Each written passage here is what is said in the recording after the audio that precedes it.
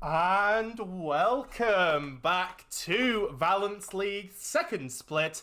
This week we are on week 6 of the third division, as while we have had drama, forfeits, team roster switch-ups, and all in between, as we have got a cracking game to cast for you this evening. Gracelight, Ruby have been doing very well so far. They are currently 4th in the standings, are doing very well, and are looking to firmly secure that place into the group playoffs. Meanwhile, Ablaze development, they've really been not looking too good. We will explain more when we get into the draft, but yeah, they really need to pick up this game so they can get a win. But, of course, with all of this, I will need to introduce my lovely caster, color caster for this evening. It is the amazing Ket. Ket, how are you doing? I'm doing really well, really excited for this matchup as we have two teams that have won their previous series and one win streak has to end, sadly, today.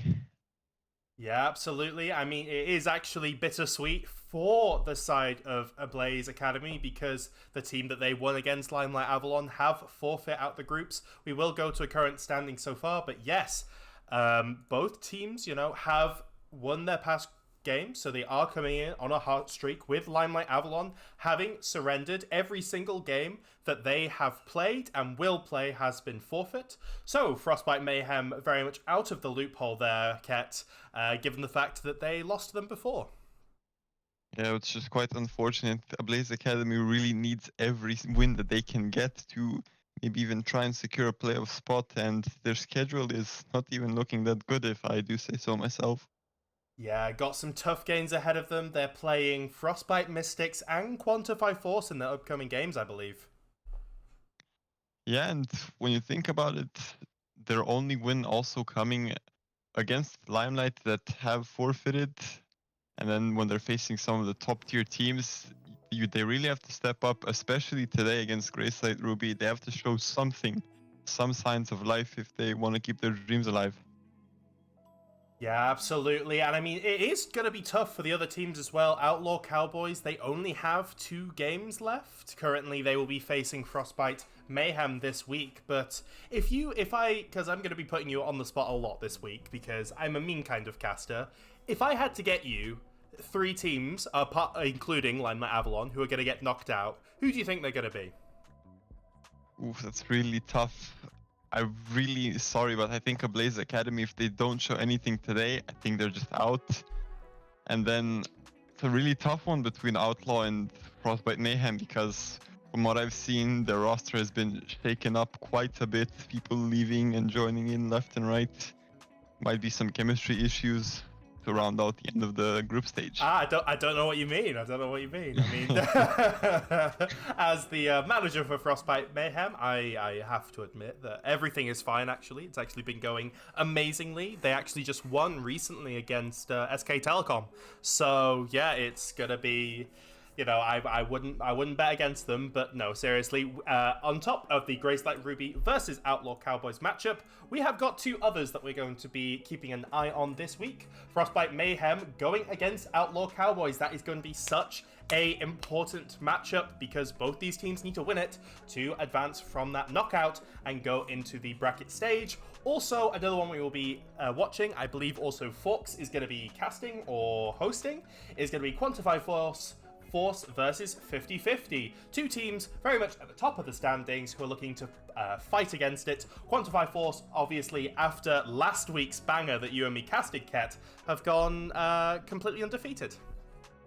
Completely undefeated, only dropping 2 rounds. And it's going to be very interesting because 50-50, they seem to be on the rise, especially in the last few series, or maybe after that Frostbite Mystic series, they have looked pretty solid, I think. Yeah, absolutely. That Mystic series was an absolute banger in and of itself. But yeah, Force have just been on top of it. And Gracelight Ruby, we were talking about this before stream. I actually think Gracelight Ruby could be ranked a little bit higher than 50-50, just because they've had the rough games behind them, and especially with their roster with Stronger and Incisor on that hyper-aggressive bot lane. We can talk a bit about the drafts now, and maybe some of the roster changes, I definitely am giving this one to Gracelight Ruby, but what are your thoughts?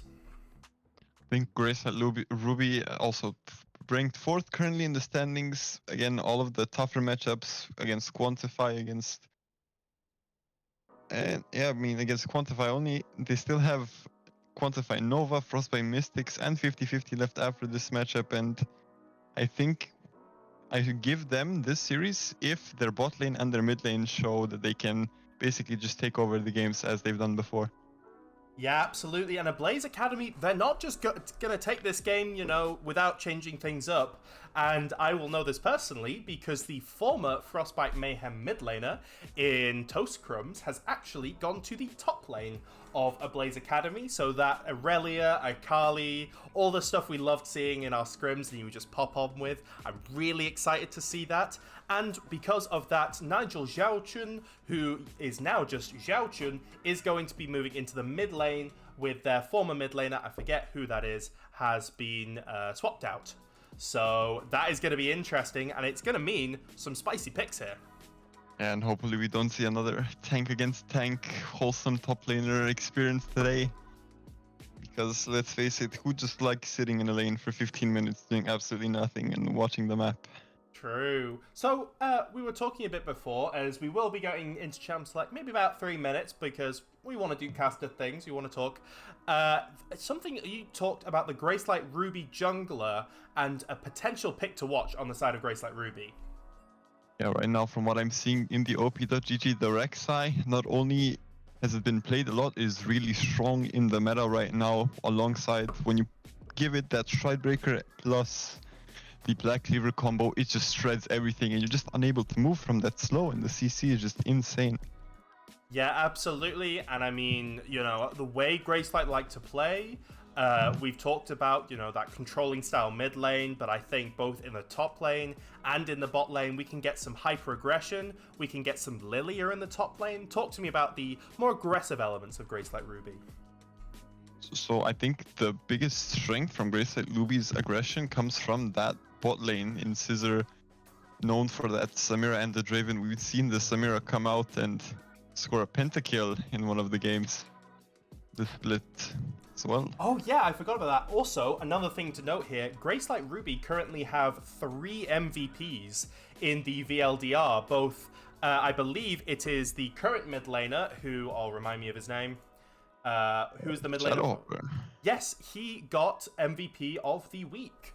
By not only getting a pentakill on, I believe it was his Ahri, but also going like 12-1, like completely dominating mid lane. So that's going to be a tough one for Xiaochun, who is flexing to mid lane for the first game. Yeah, and I think Hopper needs to be a bit more aggressive, at least from what I've been seeing. Plays a little bit more passive in the early game, but if he gets the lead, I think he's just so easy for him to snowball out of control. But, as I said, he needs to get that advantage. He needs to be a little bit more aggressive in the early game. Some people in the league chat are memeing on me. Thank you, guys. I do see you. For fuck's sake. They already know my goddamn new Twitch name that I'm coming up with. This is ridiculous. Anyway, moving on. Moving on the side of Ablaze Academy, we know that their bot lane likes to play a lot more scaling. It was Twitch and obviously Jinx. Take a shot anytime you say Jinx in a VL stream, and I think you'd be done with alcohol poisoning by the end of the split, I swear to God. But yeah, a lot more safe bot lane. And if Ablaze play this safe on bot side and then aggressive on top side with that Aurelia and with the mid picks that Xiaohun can come out with, especially from that top lane champ pool, do you think Ablaze have a chance here? I think if Ablaze really want to win, I think they just need to focus fully on the top side. Again, if their top laner plays these aggressive bruisers and assassins like Akali and Aurelia, I think you just need to give him that lead, and then especially in these types of situations, once an assassin or an Aurelia gets snowballing, there's just no way to stop it. Absolutely. However, I have just realized you're not in the lobby, are you? You're not going to be able to spectate this. Can someone go... Yep, spectate. US servers are really not working. Really not good right now. The practice tool has been disabled. We are also playing on 13.12, as I will invite you, my lovely man.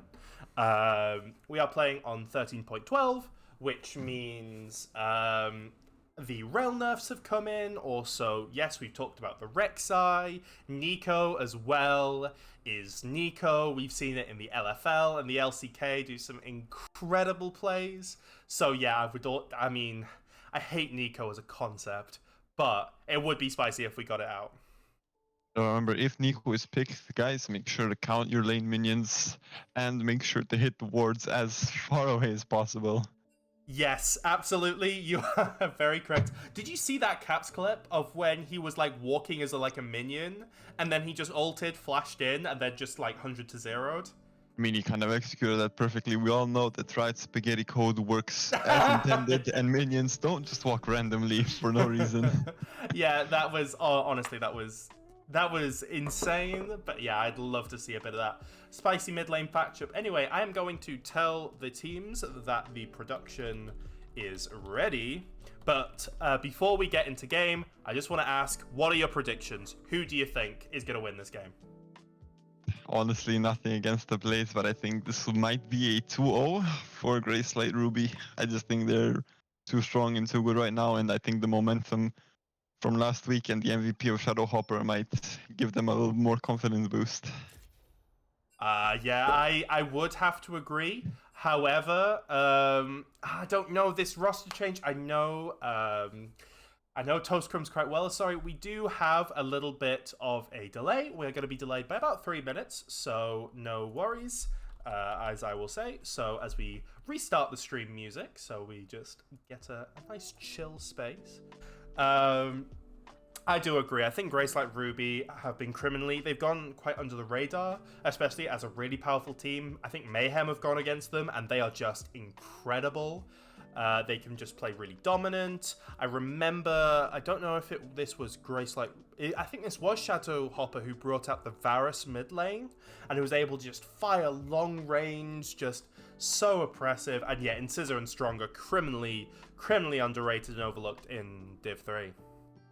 I think the most important part, besides that bot lane, has to be that jungle for him to notice what lanes in draft have a insanely good advantage and just say, hey, I'm gonna sit here and I'm not gonna move until maybe 20 minutes.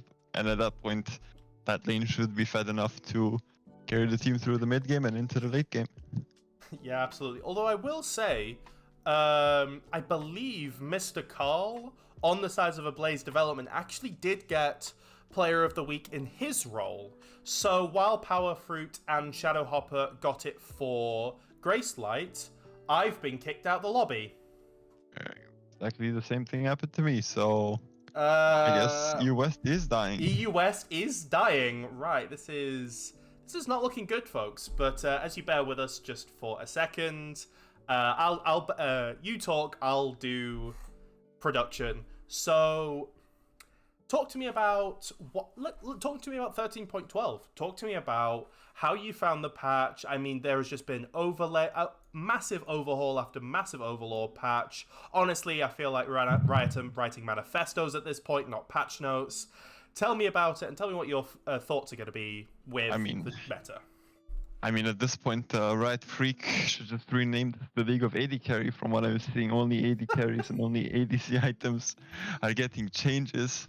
But one thing that I think we have all noticed is Static Shift just being disgustingly broken on certain champions in the mid lane, especially things like the LeBlanc and full AP Varus, with the way that you just auto the wave once, completely clear it, or at least completely clear the back line, and then just auto the front line minions once or twice, and then you just run around the map completely free with no regard for what's happening and just one-shotting people in the side lane. It's just criminally insane. Things like the Gragas have finally been nerfed after like 10 years of not being touched and being permanently OP. Like, it's just insane. Kat, I have a confession. Yeah. I might have caused the crash. Oh. So you know how like I like to be really sort of like prepared. And I've sent you the invite, by the way. Yes, I'm in it already. Oh, nice. You know how I like to be really prepared, and I like to get in the lobby, and I, trying to make sure that everything's good. So, the thing is, I might have joined a little bit too early, and that might have meant that they kicked us from the lobby because the lobby was on too long. Oh my goodness. These betrayals. These... Yeah. I'm sorry, chat. I'm sorry. Yes, Envy, this Gracelight team does suck. We also have chat up this week. I have you guys on a laptop, so as I will type higher chat. So especially for the interviews at the end, we will always be taking your questions, so please note them down. It'll be really helpful. But yeah, we will be taking a couple of minutes, Ket, to get in the lobby. What else do you want to talk about? You know, why not? What do you want to talk about? Can we get some more mid lane changes? Please, we're kind of dying over here. I know. We're extinct. It's just the same picks over and over again. But the blue man gets buffed, gets some love finally. Rise. Oh my god, Dabba die. The Rise subreddit is gonna go. Oh my god, EQ. We're finally gonna be able to one-shot the wave and then roam and then be completely useless until we get 3 items. And then we're gonna EQ the wave, TP top, and then just die because other champions just stat check you way better and way faster. Do you remember? It was, I forget when it was, but Rise got buffed and he went to like 50% win rate, and the Rise submeta like literally had like breakdown. It was like EQ, and there's like just like mental posting of just spamming like. That was lovely to see. But yeah, Rise buffed, but still below 50% win rate, as he should be. Listen, give it time, okay? Us Rise players, we need to process this. Our champion just doesn't get enough love. And then when he gets a buff, we forget that this champion gets buffed. We play him as if he has no damage, no mana, no CC, no wave clear. You know, we forget. And then when we see that, oh, it's actually working, my champion is actually a champion or a caster minion in the first 6 levels, kind of start getting into it. And then it gets nerfed and forgotten about. Yeah. Is there anything else to the meta I particularly want to talk about? Other than the fact I think top lane might not be a tank fest, I actually think it could be really interesting between Toastcrumbs and Goth baddies. I could see Lilia versus Aurelia, Lilia versus Akali in the top side. Just quickly before we go in, we've talked about everything. We didn't talk about a pick to watch on the Ablaze side, which I know because we actually didn't talk about this before the cast, but fuck it, I'm going to put you on the spot. What do you think? Not R.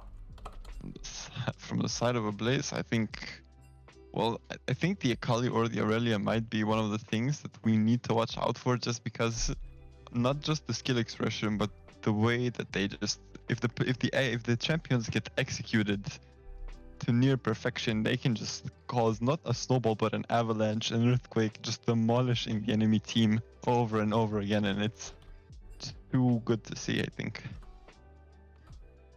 Okay, folks, I am pausing the stream music, and we are ready on the caster side to get into the draft of Gracelight Ruby versus the Ablaze Academy. Oh my god, it's gonna be so interesting. There is a little thing, Toastcrumbs did leak the bans beforehand in the chat. I think it was Garen, Teemo, and Yuumi. So, you know, do you think those might be the bans?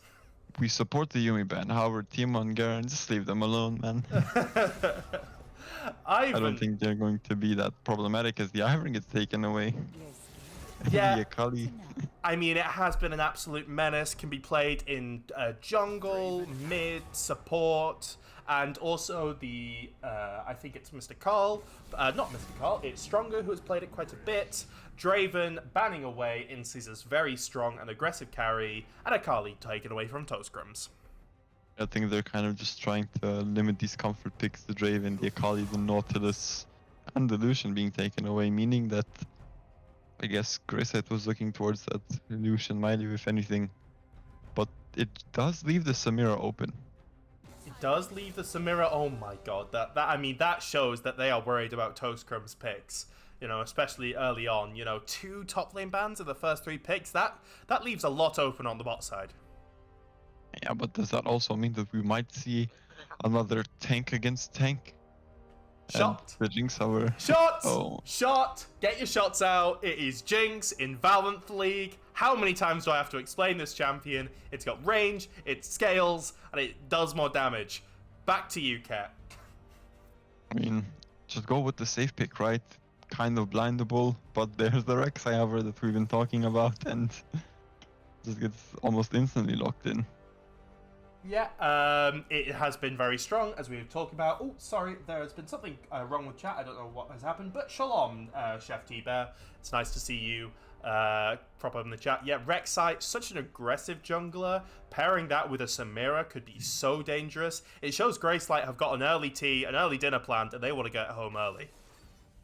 Or the MF getting locked in, maybe trying to pair it up with an Amumu or something that also likes to engage and go in, but we'll see. The Alistar has a bit of both, a good engage, good counter engage. You can just feel for the Jinx, but also make sure a target doesn't leave the Jinx's area of damage.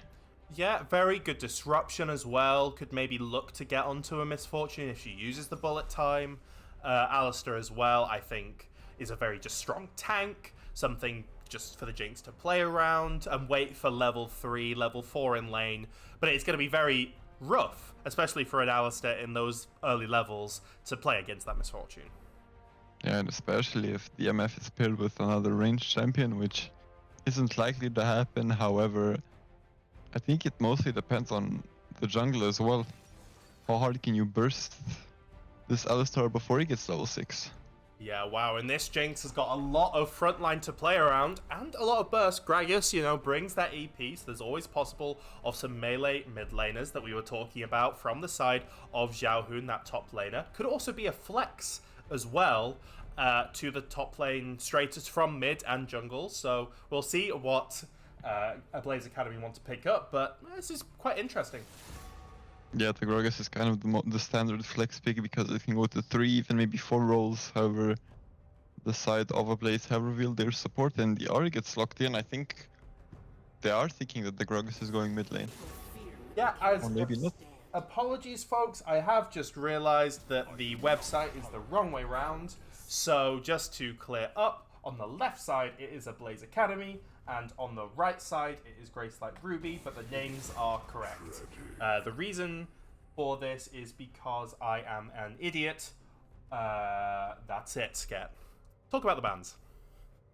So the Syndra and Aurelion Soul being taken away, okay for the Syndra, but not sure why the Aurelion Soul was taken away. You have so much, I guess, abilities that just keep him in place with the Charm, with the Rek'Sai guaranteed knockup if you have Flash. But I think they just want to play it safe. They're going for a comp that's kind of clumped up. Yeah, it is. I mean, we've seen Shadowhopper's Ahri. It has been very strong. It is the champ that he got a pentakill on. It's the one that he got him the team of the week. And paired up with a Rakan, you were talking about how this guy is kind of like Kez in the sense that he plays Rakan, and he plays well on Rakan as a good shot caller. Yeah, a lot of players going in for Rakan right now. I think he's one of the best supports, probably the biggest S tier support, maybe alongside a Blitzcrank. And just the picks that you can make with Rakan paired up with an MF, you get the charm, you get the knockup into that bullet time, it's just insane. And Talia response is actually quite good here. Yeah, Talia will give a nice bit of zone control. It will be tough for Rek'Sai, Rakan to dash in. In fact, it will stun, I believe, Rakan or Rek'Sai if they try to dash in. So a very intelligent pick, but one that can play around their comp. So I actually really love this counter pick. And it also stops the Ahri ultimate as well, making it a bit harder for you to engage, and the Ornn, the wholesome top laner, gets locked in last for the side of Ablaze. Yeah, absolutely. Going to be their blind pick, but this is against Goth baddies. They have played a lot of different. They haven't just... This could not be a tank fest. Olaf could be slightly more interesting than a tank slap, and it will get locked in. Yeah, the Olaf just ignores everything that Ablaze wants to do. They want to CC, and Olaf just says no. Pops the Ragnarok and just runs the Jinx and the Talia down. I was surprised that wasn't banned over something like the Darius, because while Darius can be really annoying in lane, someone who's going to run you down is exactly what you want from the side of Ablaze now.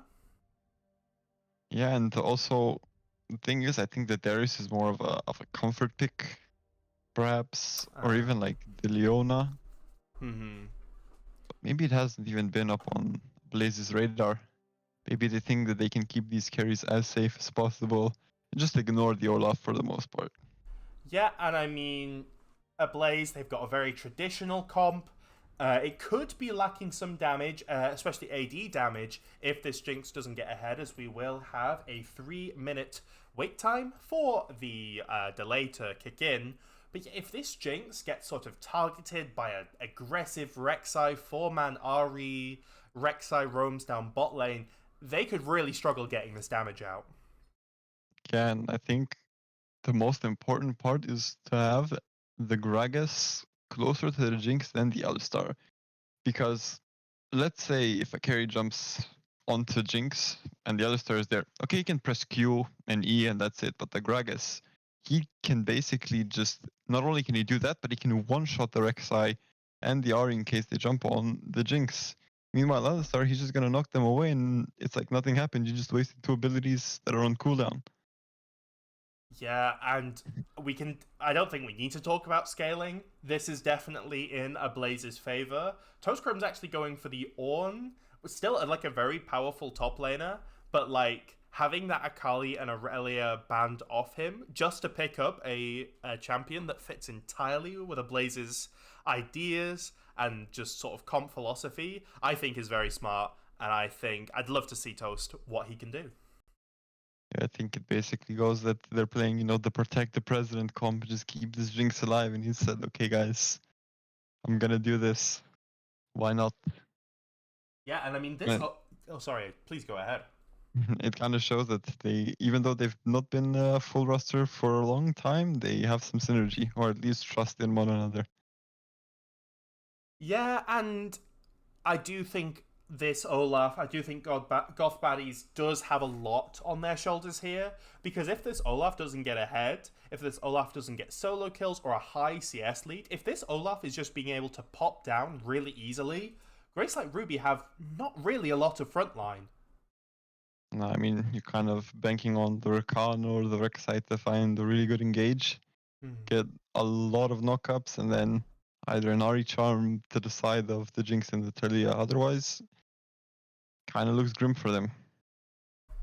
Yeah, but I mean, this is the Gracelight Ruby that has the MVP of the week. In that Ahri, I think Talia is very clever. I know quite a bit about. I've seen a lot of Talia because of Taria, who used to flex it bot lane, still does on Frostbite Mystics, and it is just such a nice range champion. It's got a lot of roam potential as well. So while we were talking about Gracelight Ruby and their ability to just go down bot lane, Ablaze can run the same strategy. Yeah, and when you look at the Blazers comp, they can flex their comp really well. They have a good 4-1 with the Gragas side laning, or they can go into a 1-3-1 with both Talia and Gragas in the side lane because they can just clear the wave instantly and just run towards that mid lane. You have the Talia wall, you have the Gragas E. It's just such a versatile comp when you just dig a little bit deeper into it. Yeah, absolutely. We have some talk in the chat about the comp. Maybe, the Leona ban being questioned if you're going to pick up an Alistair.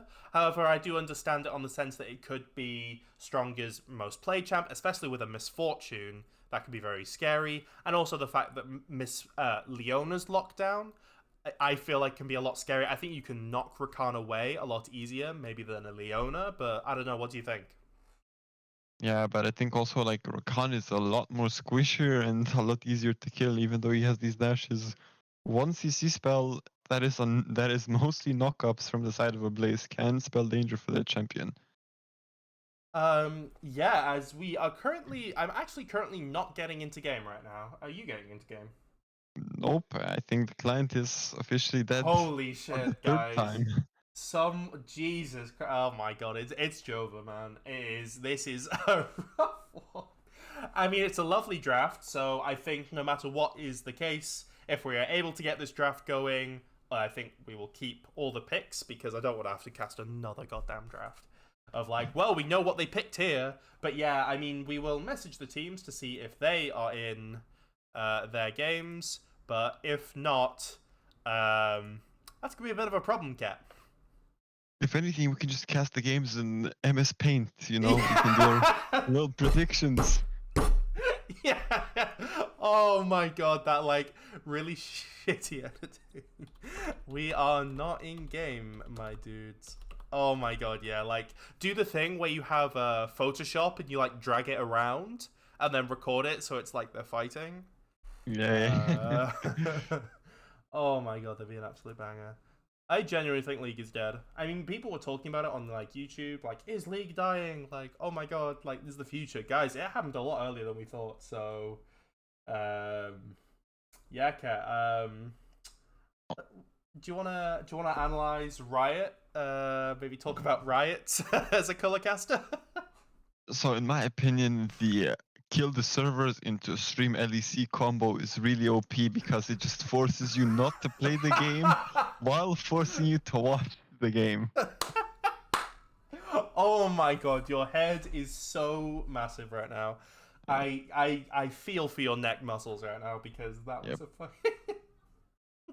Oh, yeah, it is like dead.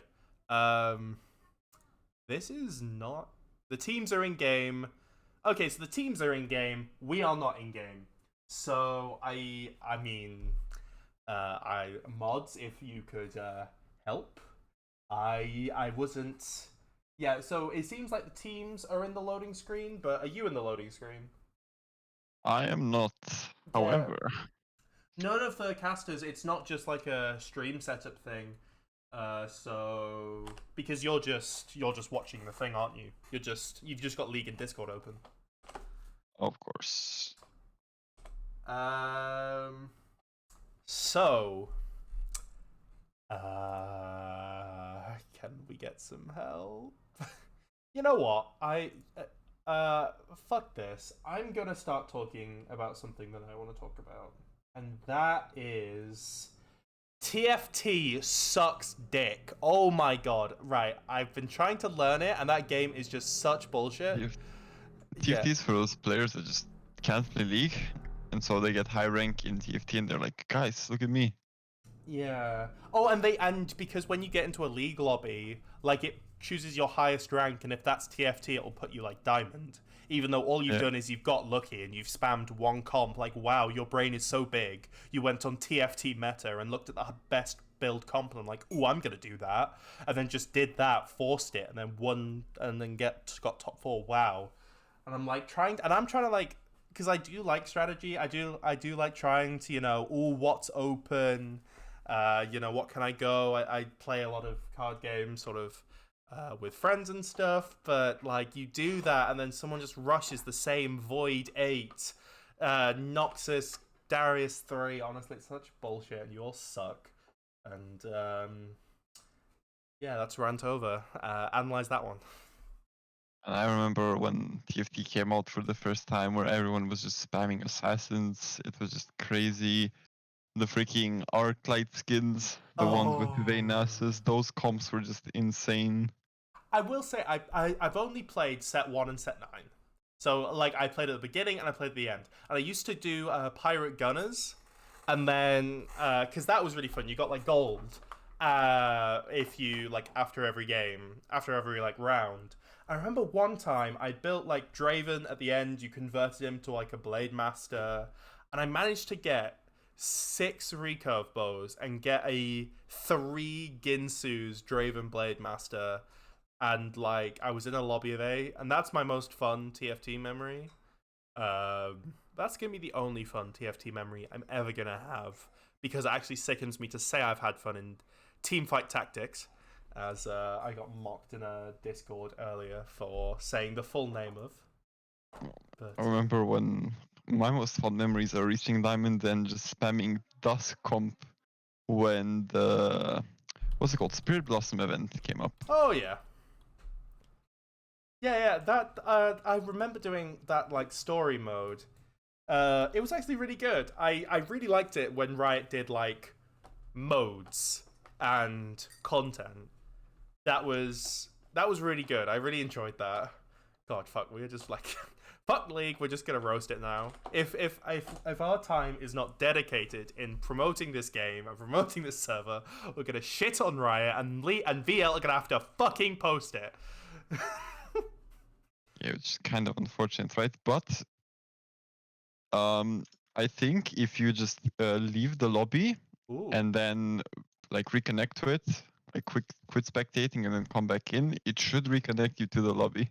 Have you done that? Or have you just Yeah. Oh, you've done it! Shit! Oh, damn it, damn it, damn it, damn it. You Because gotta... it kicked me out and I just reconnected Oh, man. automatically for whatever reason. Oh, really? So Riot Games, 10 out of 10, small indie company Small. doing their very best. I'm so happy for these, like, 18... For the 18 viewers, well, 17, because I'm also watching my own stream. But, thank you for bearing with us through this. Yes, I can reconnect. Oh, my God. Oh, shit, the client. Oh, my God. I've got, like... You know when the client used to be really, really fucking buggy and... Oh, no, this is fucked. No, my client is completely crashed. I'm currently looking at, like, the TFT thing, but it says I'm spectating, and there's nothing at the top. This is... Oh, no. Wait, can I... No, I can't spectate your game. Holy Not shit, spectate this is... me spectating. That I is... was... yeah, spectate you spectating. This the Inception. I'm gonna try it one more time, folks, but... This might be... Wow. This is not great. We've actually jumped to 22 viewers right now, because this is just such engaging content, Cat. I mean, it really is, especially because things are going on in the game and we cannot talk. This is why I said the MS Paint is really good. It honestly, Because- it was the way the whole time. Yeah, you can run MS Paint and I can just tell you what's going on and we try to picture it as accurate as possible. The thing is if I'm able to get into the game, I still won't be able to play from 0 minutes. Yeah, that Because is true. you have to join in from a certain point. So, do you want to give us like a small hint? So, one small hint that I can give is that at least in the first 4 minutes and 28 seconds, the Talia pick did not work out. How it happened, I'm not sure, but I do see a lot of summoners blown. This is the casting you tuned in for. Oh my god, hit that like button, folks.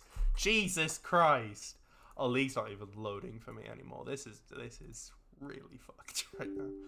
Wait, hang on. If my League has crashed, Kraken has crashed. Shit. Oh no. I need an adult. So yeah, Kraken is the thing that we use sort of behind the scenes, and I'm not doing right. Come on. I mean, when you really think about it, we've seen LCS just tanking in viewership, and the same has been happening with LEC. So Riot is deliberately taking E-West servers down so they can boost the LEC view time. I know, and like, it is. I mean, I'm currently looking at it now. Currently at 90,000 viewers. I mean, if they wanted, 20-ish more, I mean, that's a smart play. But I feel like they might be hurting a bit more odds. Oh, I think I might be in game. Holy shit! Well, I think I'm in game. This is actually nuts. I guess it is not Joe. I guess it's a clutch play from the League client. Yeah, it's... Oh my god, and the stream is actually fucking working. Jesus Christ, I thought the whole thing had fucked itself. I'm still at 0%, but at least we can see the skins. Can you see the skins? Yeah. Do you wanna talk about skin differences? Okay, so I think having any RE skin other than Spirit Blossom is griefing. That skin is totally OP. You cannot see the charm casts. It's so insane. Okay, but we also see... Oh my god, I'm in game. Jesus Christ. It is... Okay, so I'm gonna pause. I am currently at 740. 740? Okay, let me just skip forward then. Oh crap, and I'm gonna spoil it because I need to have this up that you can't... Look away! Look away so you don't see the spoilers on the timesheet, okay? Okay. Also, there is a charm just going straight towards Xiaohun, and I know that is really, really annoying because there's a whole thing that's probably... Okay, so I'm all set up, if you are as well. 740, alright. Okay, 3, 2, 1, play. And we will go off time controls. I don't know, will there be a kill? Who knows, folks? But, oh yes, thank you, Silver. Yes, bringing up So, just to give a brief recap, we have the Ari, who's absolutely dominating in the mid lane. 100% kill participation with 2 kills and 1 assist. And this Talia is really not feeling it. The Rek'Sai has ganked her a lot, and it results in 3 deaths so far, with a 1.5k gold league cap. Yeah, and meanwhile in the top lane, it's just a big fist fight here. The Olaf keeping the Ornn at bay, making him, I guess, uncomfortable and telling him that he cannot contest this wave at all. Yeah, we also have seen a dragon that has gone to the side of Gracelight Ruby, which makes sense given the fact that this Rek'Sai is going to be so much more present early game. We actually see him right now even, currently starting on the Rift Herald, but the Gragas on the bot side is looking for a little bit of a counterplay of his own. Or we're gonna see a big bomber play. The flash is up, the ult is available soon. Yeah. But he just decides to back up. Nothing more, but they have invested all 4 players down here. Talia and Gragas have come here as well. However, with the Misfortune ult use and the bullet time, it will be a blue buff for Rift Herald trade so far. Yeah, but in a sense, Ablaze can get caught here and the Gragas is all alone. Yeah, Gragas having to use the barrel cast to try and get out. He has to flash out as well, but Mr. Carl does a nice engage and has managed to get onto the Rakan, and the Misfortune falls as well. Shadowhopper trying to get that, will have the 8-bit Spirit Rush. Not the 8-bit Spirit Rush, the straight-up Spirit Rush. Andreas Claymore wants them. Mr. Carl looking for the headbutt, doesn't want to take it necessarily, and the Talia gets the revenge, gets the shutdown, and a big play there from the side of Ablaze. That's kind of the versatility of the Gragas. The Bomba, the ultimate to the cask, just coming straight through, pushing 2 people away, and then the Arya is isolated. Can't really help anyone until they're dead, and is able only to trade 1 person alongside with her. And that's so huge for the side of Ablaze, because their Jinx now is currently 600 gold ahead. You need this champion to do damage if you want to have any hope of winning this game. The Talia is now back somewhat in the game, especially with that little bit of CS lead that they've been able to collect. And Ablaze, you know, as much as we cancelled them out and we thought, you know, Ablaze then gonna have a rush one, they've come back and they've come into this game swinging. Yeah, the Talia getting the shutdown for the Ari as well as the double buffs kind of make this the lane a little bit easier for now until she can get an even bigger lead now, because she does have the blasting wand alongside the Lost Chapter and the completed Sork boots.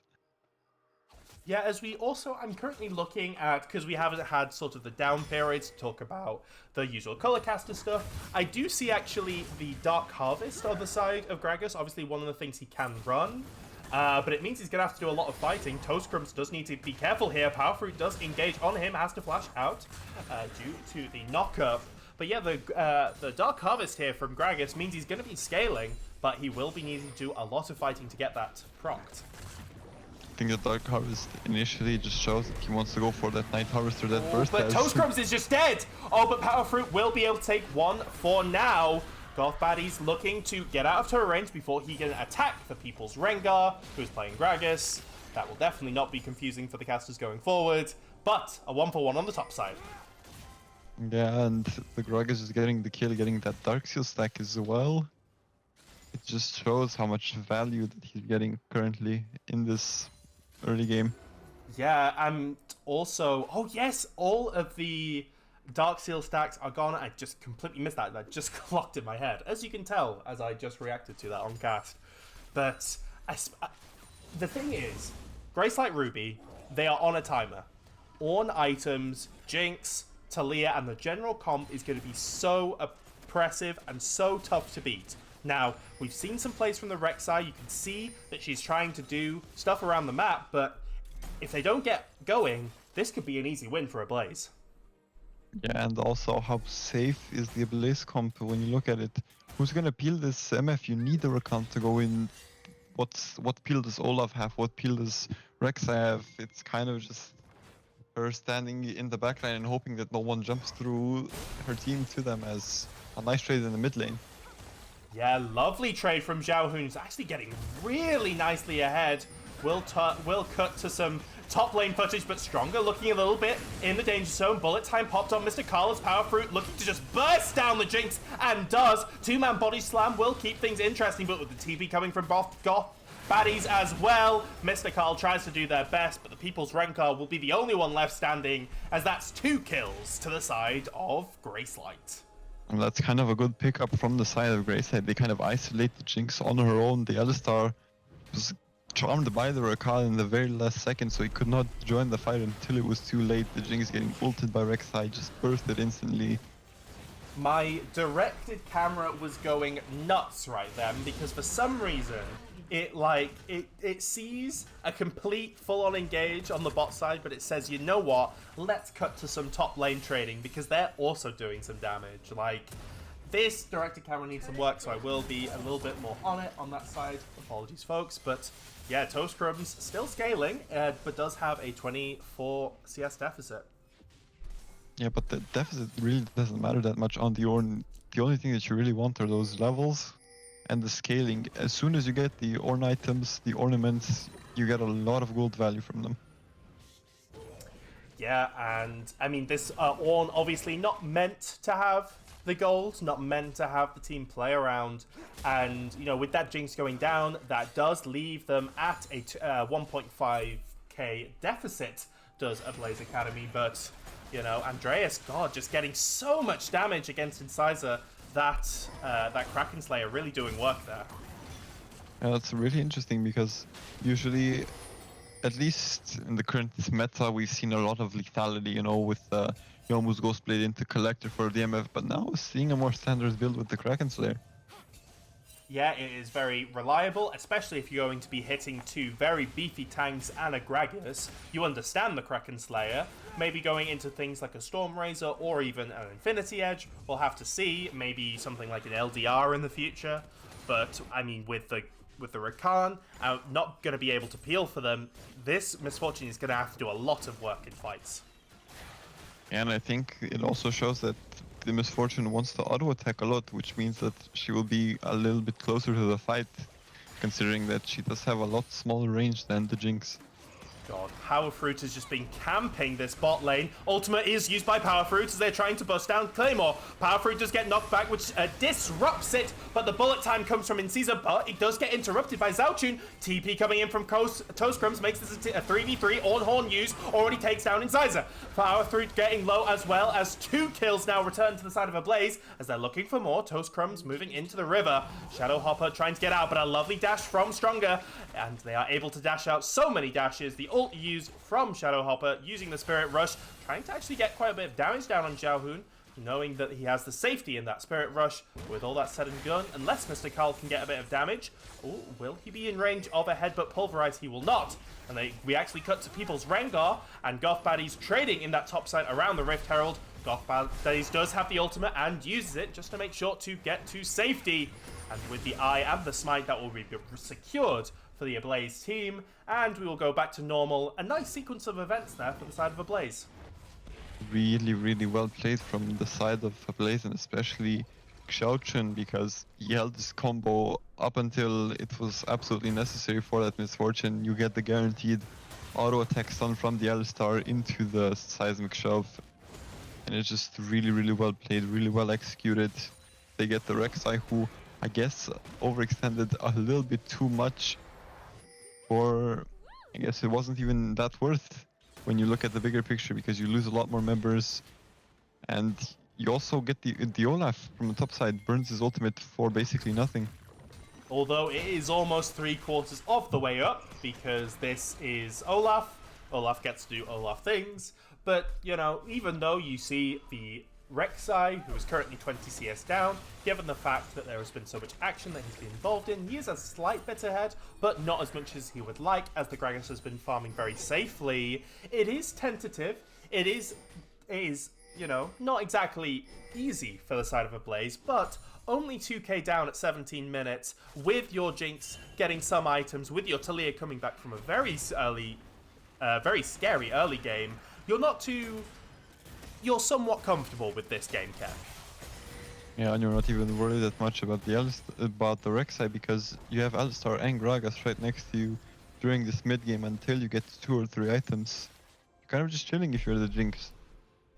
Yeah, but here we also do see the power of... we do not see the power of Rek'Sai here, as she will we will have full vision, as you can see on the bot side of that map. Gracelight Ruby very much setting up for that third Drake, and a Soul here, Ket, would really swing things in the favor. Yeah, but I think if Ablaze is able to get the Soul, I think they just easily pilot the end of this game, because pair the Jinx up with another shield and a little bit more defensive stats, it's just way too easy for her to survive a lot of these fights.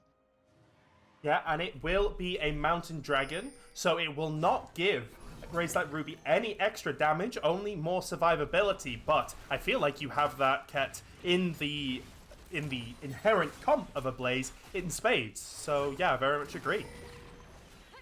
It'll be very interesting how this game goes, because the Jinx is just solo zoning the Olaf away, which is not what's supposed to happen, but they're going to engage on Toast Crumbs before the Ornhorn can even go. Bullet time is good from the side. This is a lovely fight started off by the side of Gracelight. Olaf going in, is able to shut down the Talia. It's actually able to almost shut down both carries, but the ult will run off. People's Rengar is running as one has gone down from Power Fruit already. Andreas Claymore getting so low, and the flash from Incisa will take them down. Mispositioning from the ADC as 3 dead from the side of Ablaze means maybe Dragon, as People's Rengar may have bitten off a bit more he can chew here. Incisa does have that passive, does have that love tap, which will deal so much more damage on first auto. Stronger wants it, Incisa wants it. Mr. Carl maybe caught out a bit here. He's going to have to run, and with the flash away, that was a lot given, a lot's taken, and a Dragon soul point for the side of Gracelight. Yeah, the Olaf, in a sense, just baiting the Jinx into a false sense of security, just running away from her and then just turning around with that Ragnarok, dismantling her almost until the Alistar showed up, and then Incisa looking them dead in the eye and flashing for that Jinx, securing himself a free kill. This Olaf is such an amazing pick, especially when we were certainly criticizing the draft from the side of Gracelight. That ability, they took down both carries in that fight, essentially. I was able to run through any CC, was able to be really tanky while doing it, using the Stride Breaker to slow, and yeah, this is just, it's such a flexible champion. You can blind pick it, you can pick it into basically any matchup. It is just, I hate Olaf so much, but it was a great pick and it was a great play from Goth Baddies nonetheless.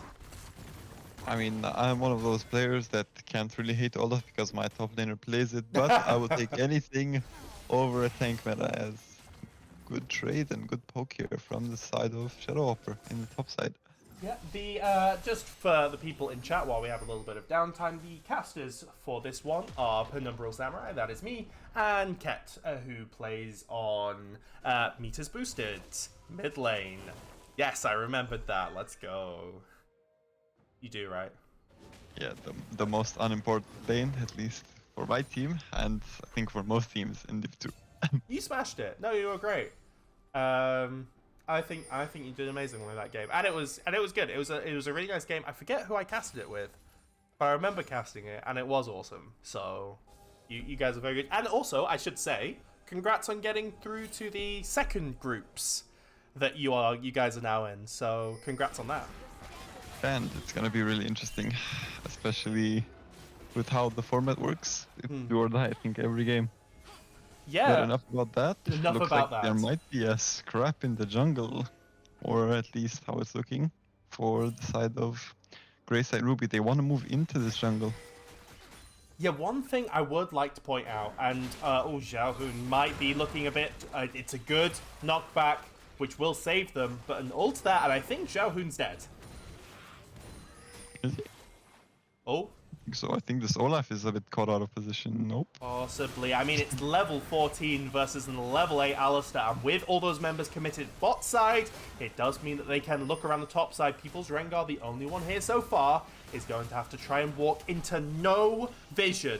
No vision of the Baron, no vision of who's hitting it or its health. This is going to be very tough, but the Ornhorn has come out, maybe looking for a bit of a fight as People's Rengar uses the Bomber, and it's good! It almost takes down Miss Fortune, but she's able to get off a little bit of a bullet time. Toescrub is able to take it down, but have they gone too far? Oh no, it is actually a 4v3 for the side of Ablaze so far. Toescrub's looking on very little health, but this Jinx is getting the resets, getting excited. Stronger having to run for their life, but the flash away runs right into the arms of the Jinx, but with the E and with the callback, can they get out? Shadowhopper tries a combo, but with 4 members now alive onto the side of Ablaze, they will look to get the vision control and reset. I mean, it's a 23-minute Baron. You kind of have to have all of the members besides the Rakan hitting it, and there's no Olaf there up until the very end of the fight. Mr. Call getting traded on, but Shadowhopper realizes that that cow has a little bit too much health, and the reward on top of the kill bounties will be a nice little tower for the side of the Jinx. Gets excited and uses all that excitement to run to the brush. And just run home, get that paycheck sorted out, get your items in, and the Infinity Edge being completed on the Jinx, meaning that she's gonna do way more damage. Yeah, I mean, if we probably won't see that paired with a what's it called? Not rapid fire cannon. What's the one that makes it go 3, like that Jinx rocket? Runan's Hurricane. Runan's Hurricane. God, I'm such a good caster, guys. But I always want to build that because I always love the idea, like that double lift play when it was like TSM versus CLG, when that one rocket auto does like 9,000 damage because it's like going to everyone else. But since there's not going to be a lot of frontline built up front, probably not going to see that. Probably something around the side of a rapid fire cannon. And Power Fruit may be biting off again, a bit more than he can chew as he gets caught again and again. Yeah, Ablaze certainly thinks so, and he is going to get taken up. A TP coming in from the side of Goth Baddies does get actually denied there. I'm not sure exactly what happened because I did miss it. It was the RETP. Oh, it was the RETP. I apologize. Well, the RETP is just to make sure no other play happens. A nice 1 kill with Dragon up in 13 seconds is going to give amazing prio for the side of Ablaze, who are looking to stop this Dragon stacking. Yeah, the Rek'Sai saw the Jinx alone for a split second, but didn't think that maybe the Gragas is behind, maybe the Ornn or the Talia, and just tunnels a bit too much until it's too late. Yeah, and a lovely pickup. Sorry, I am talking to chat. I know that a lot of people want the timers up, but anytime I go to the teamfight camera in pressing A, it always removes the timers and it doesn't bring them back, which is annoying. But, I mean, we're at 25 minutes of the game. The dragon stacking has stopped. I do think that the vision control, especially from the side of Gracelight Ruby, could catch Ablaze out. But with only 2k in this now, Ornn items have just, as you saw there, going onto the side of this Jinx, the time is running out. Yeah, not only is time running out, the scaling as well, and it's not even that big of a gap. It's only 2k gold. When you think about it, it's not in the AD carry department. It's mostly in the top lane, and again, the Ornn doesn't really care about gold. He just wants levels so he can get the Ornn items out as fast as possible. Yeah, it's going to be scary. Toescrums might be making a bit of a mistake here, already down to half HP as 4 members execute the top laner. A huge part of engage there as they get even more control over this Baron area. And the caster curse continues. You praise the player, and then they just make a huge mistake like this, walking into the jungle with no vision, nothing, just gets popped like a balloon. I mean, look at this. There is 0 vision in the area. They could be getting picked. Baron could be half health. Actually, they did see the fact that, oh, but a flash charm stops me dead in my tracks. Another pick around more vision control for the side of Gracelight is tearing Ablaze apart. I mean, Blaze Academy kind of playing a little bit of Darkroom Simulator. They have almost no vision on any objectives besides their blue buff and 1 bush in the red side jungle. It's kind of hard for them to do anything, especially when you have to walk into a Rakan and an Ahri. And they got punished for it really badly. If you do not have vision control set up beforehand, you saw the Rakan clearing it out religiously, making sure not even a single bit of vision was getting into that river. You saw the pick onto Toastcrumbs come from that. You saw the pick onto Xiaohun because of that. And yeah, vision, wards save lives, but a lack of them certainly can lose a game. Yeah, and now I think the best thing for Gracelight is just to do a 1-3-1, put this Olaf in the side lane, the Ahri as well, and you have a nice 3-champ combo with the Rek'Sai, Rakan, and Misfortune, especially to push these waves out since you have a lot of poke with MF and Rakan. And it's tough to answer, right? Because in theory, you can answer the Ahri with maybe the Talia or 2 people just to be safe. In theory, you can put your people in the mid lane, but you can't answer all 3, as they're actually looking for a play here, or Ablaze. 2-man knock up onto the side for Stronger, as it's already 1 down for the side, as Gragas goes down. Mr. Carl looking to get away, as a 4-man knock-up will buy him some time, but a very poor and failed engage from the side of Ablaze will leave 2 dead. And it is going from bad to worse here. Ablaze looks like they're slipping. Yeah, and the Jinx is rocket missing as well. And again, this Rek'Sai just going in. Power Fruit just looking to assassinate the AD carry before he's even able to do any damage. Almost is able to get out. Is able to be taken down. But yeah, this Jinx, we talked about how good she could scale. But when you have that much dive and no players around to help as well, it is going from bad to worse. Toastcrumbs now going to be picked as well. Set in the sights of Incisor. Almost going down, so was Xiaohun. He does get taken down by the auto, but not before Gragas gets one back. Goth Baddy's actually knocked into the mid laner. Horrible little bit of play there. So a lot of deaths, but an inhibitor now open for the side of Gracelight. I don't want to say anything bad, but it's looking a lot like Mr. Double Agent Carl here, just knocking the Olaf into his Ahri with no regard. But it does end up paying off, I guess. You get the shutdown. Yeah, maybe. But it ended up going on the Alistar, so... I mean, another thing about that death timer might be actually quite significant, given the fact that in 30 seconds, it is sole point once again for Gracelight. And that 30 seconds, given the fact that Talia will not be able to get there, you see Stronger already moving down, calling that we need vision control. Not a lot of vision in this area right now, although on the top side of that river, where the mid lane is, you see a lot of red wards already, and it just shows how much priority Gracelight put on vision and how much it works for them. Yeah, and they have a good vision into the mid lane, not so much in the bot side, but you do have the Talia TP that can go in the ward, or actually there are no wards behind the side of Gracelight, so they can kind of just pull this Drake out towards their own side of the map and burst it really fast, and there's no contest. It seems like they want to give this a Jinx ult is a good try, especially with that base damage increase. Power Fruit looking for more, looking for try and start this fight off. So is Stronger. So the Ornhorn comes out to maybe dissuade them from doing so. They're running in. They are looking to fight this. It's very tough for Andreas to play here, and the bullet time caught them directly into the choke. Mr. Carl going down is on the bot side. The Jinx is still alive, but just barely. Shadow Hopper actually looking quite dangerous, but Power Fruit and Stronger has stretched this team through the choke point and has demolished them. No front line, not being able to play around them. Power Fruit actually does miscalculate, does go down, but not without trading 1 for Toastcrumbs. Basically, almost an ace, as they're looking to maybe end the game. As you said in the early game, take a shot every time Jinx is picked, take a shot every time Power Fruit just decides to ult someone under their tower. But it ends up paying off tremendously, as Gracelight Ruby can just end the game here. Oh my god, the attack speed, the damage from both the carries, the exact one you want to have that. And yeah, apologies for the technical difficulties, but we thought Ablaze might have it. We saw in theory, but you know, the Jinx could really pop off, but that Jinx just got caught again and again and again, and it made them suffer.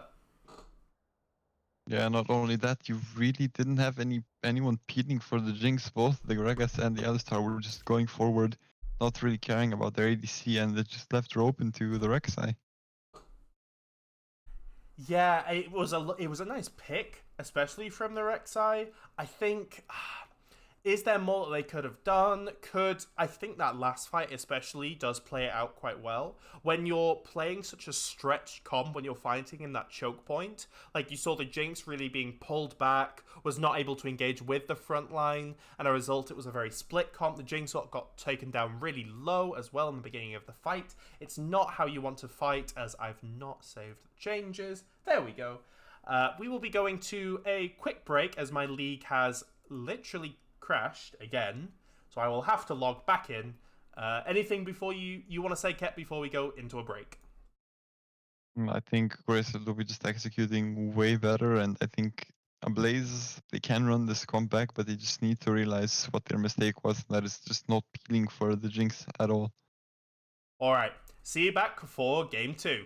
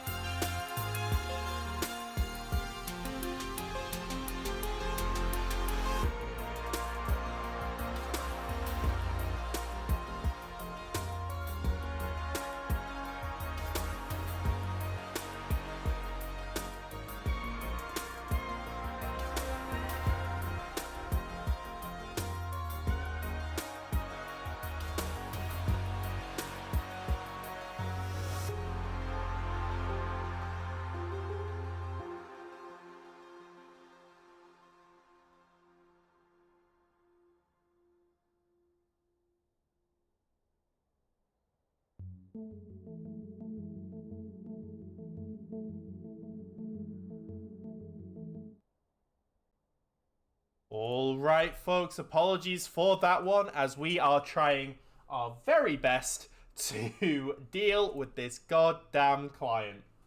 But as we have maybe a little bit of a break, remember, guys, we told you that we were going to be making sure that we had all the games covered this week, and by golly, do we actually have that this week. Cue the music. Not that loud, Jesus Christ. Oh my lord. We have Frostbite Mayhem, who lost the first game against Outlaw Cowboys, who, remember, only have 2 games left. They need to win this series if they want any chance of keeping in this series so far. And on the other side, we had Quantify Force in a very close game against 50-50, a 30-minute banger, was able to pull it out with Big Boy Steve-O able to pick up a Quadra As, yeah, we do see the teams we might have expected to win these games, but my, has it been a bit closer when we thought. But back to this one, when we cut the goddamn rock music. It was a good game from Gracelight. Ablaze had the upper hand at some point, but Gracelight Ruby, with better execution kit, were able to shut it down. Gracelight Ruby basically executing their comp how it should be. They have a really good pick comp with that Rek'Sai with the Ahri, and then you just have a misfortune behind them, bullet timing anyone who gets picked off. Yeah, it has been very good. They've certainly played to their strengths have Gracelight Ruby with that aggressive bot lane, with the it's not Incisey, it's what's his name, Shadowhopper's Ahri, who again did pretty well here as well, although there were some mistakes. Not a clean game one from Gracelight Ruby, but a lot of positives to take moving into game two. Yeah, and again, Gracelight going with that aggressive AD carry support combo against a Jinx Alistar, who seemed a bit shaky, especially in this late game, not peeling for the Jinx, going in a bit too much. They were kind of all over the place, the side of Ablaze Academy. Oh Jesus, I've just realized the teams have switched again.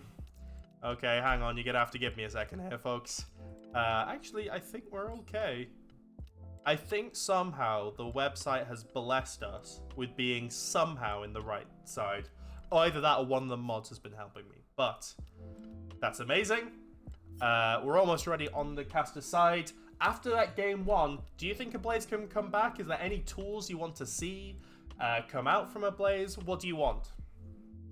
I think Ablaze had the right idea, but just the really, really poor execution. I think if they want, they can run this comp back, but they just have to realize that the Jinx is their priority. They don't have to go in, they just necessarily have to basically play Protect the President, just stand around this Jinx as much as possible and have one person go forward. Yes, and now that Ablaze are on that red side, maybe Toast Crumbs or the People's Rengar or Xiaochun can come up with a little bit of a spicier counter pick. That's what we know red size to be. But I have told the players that we are ready, and I am waiting with my phone to click a button to go to draft. I don't know if they're all ready. Yeah, they're not ready.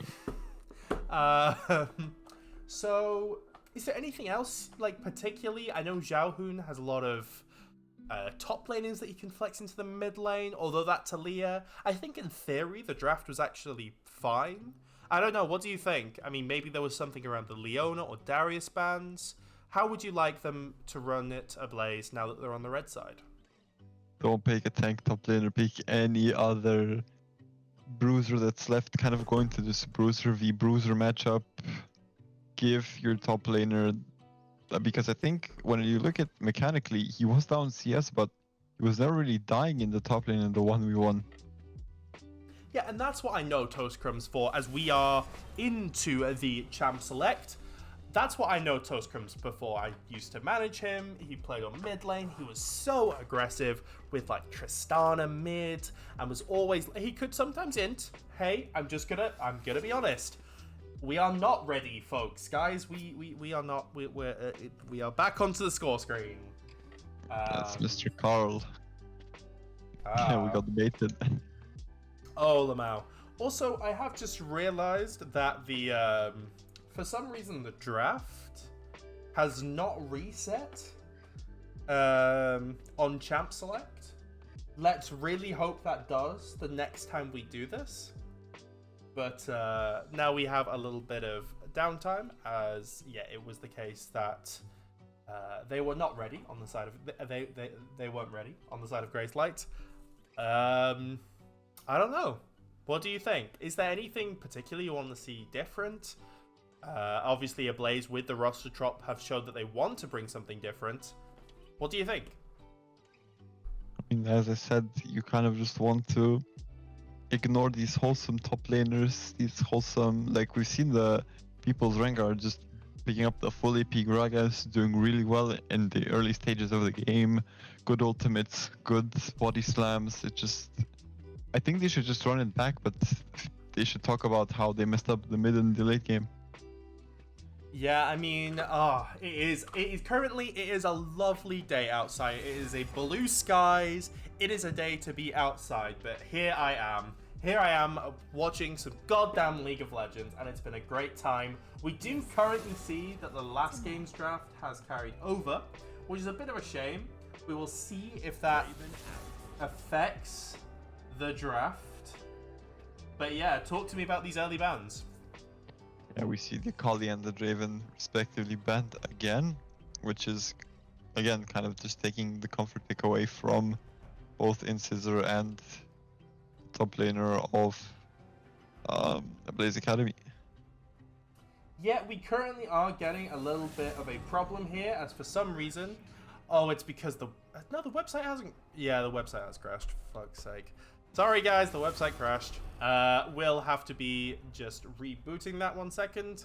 But as I do that, we see the Rek'Sai banned quite smartly, I think, from the side of Ablaze, and the same bans on the side of Gracelight. Yeah, you kind of saw the Rek'Sai just jumping on your jinx for free, maybe in a few instances going a little bit too deep again, so many tower dives. But it worked out in the end for the side of Gracelight, and they want to limit that dive as much as possible. Yeah, absolutely, as I will just try now to maybe... we currently have the website back up and running, so I will go to score screen, maybe try to reset it a little. But with the Ahri now banned away from the side of Ablaze, and Aurelia and Akali, Toast Crumbs is crying right now. A different set of bans here from the side of Ablaze.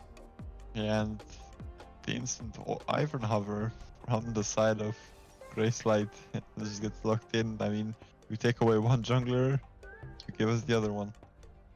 Yeah, the Ivern is demonstrative of a very different type of draft here. As I do apologize, we do not have the website working, which means is I'm going to have to fiddle around with recording my screen. So give me a second. But as a result, we do see the Ashe picked up early for the side of Ablaze. Yeah, Ashe is, I mean, it's a really mobile AD carry. We saw it last week as well. And it kind of does the same thing as a Jinx, except with a little bit more utility and less damage. A long range poke AD carry who is really mobile and just wants to sit back and have a lot of frontline in front of it. Yeah. Not for free. Yeah, a very long-range engage, as we do see the website starting to work. However, it is only working for the new picks, so forget all the picks from last game and see the ones that are starting to trickle through. Glad that is happening. Ashe and Maokai definitely suggest a very stay away comp. You know, please do not engage to us like you did last game with that Olaf running at you, that Rek'Sai running at you. But the thing is that Gracelight haven't drafted that. Samira is, what is he called? Incisor's AD carry strong suit. I believe they got a pentakill on Samira. Ivern has been so powerful, it could go support, maybe, but probably going towards this jungle. And Darius as well suggests aggression.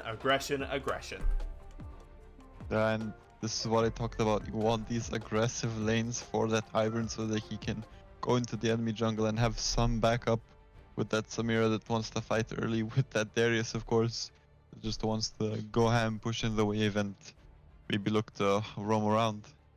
Darius blind. We do see the Jax run into that, which I do love. It will be very nice. I don't know much about top lane matchups, but it will be very helpful for the Jax to scale a good 1v1 duelist. And as you said, you wanted bruisers fighting on the top sides, and, well, you've got it. And finally, we get to see some skill expression. I do believe that this is a more skilled matchup, because from what I know, you can knock the Jax out of his E as Darius, so you don't get stunned. Ooh. That is very interesting. So we'll interesting. see how this lane will go.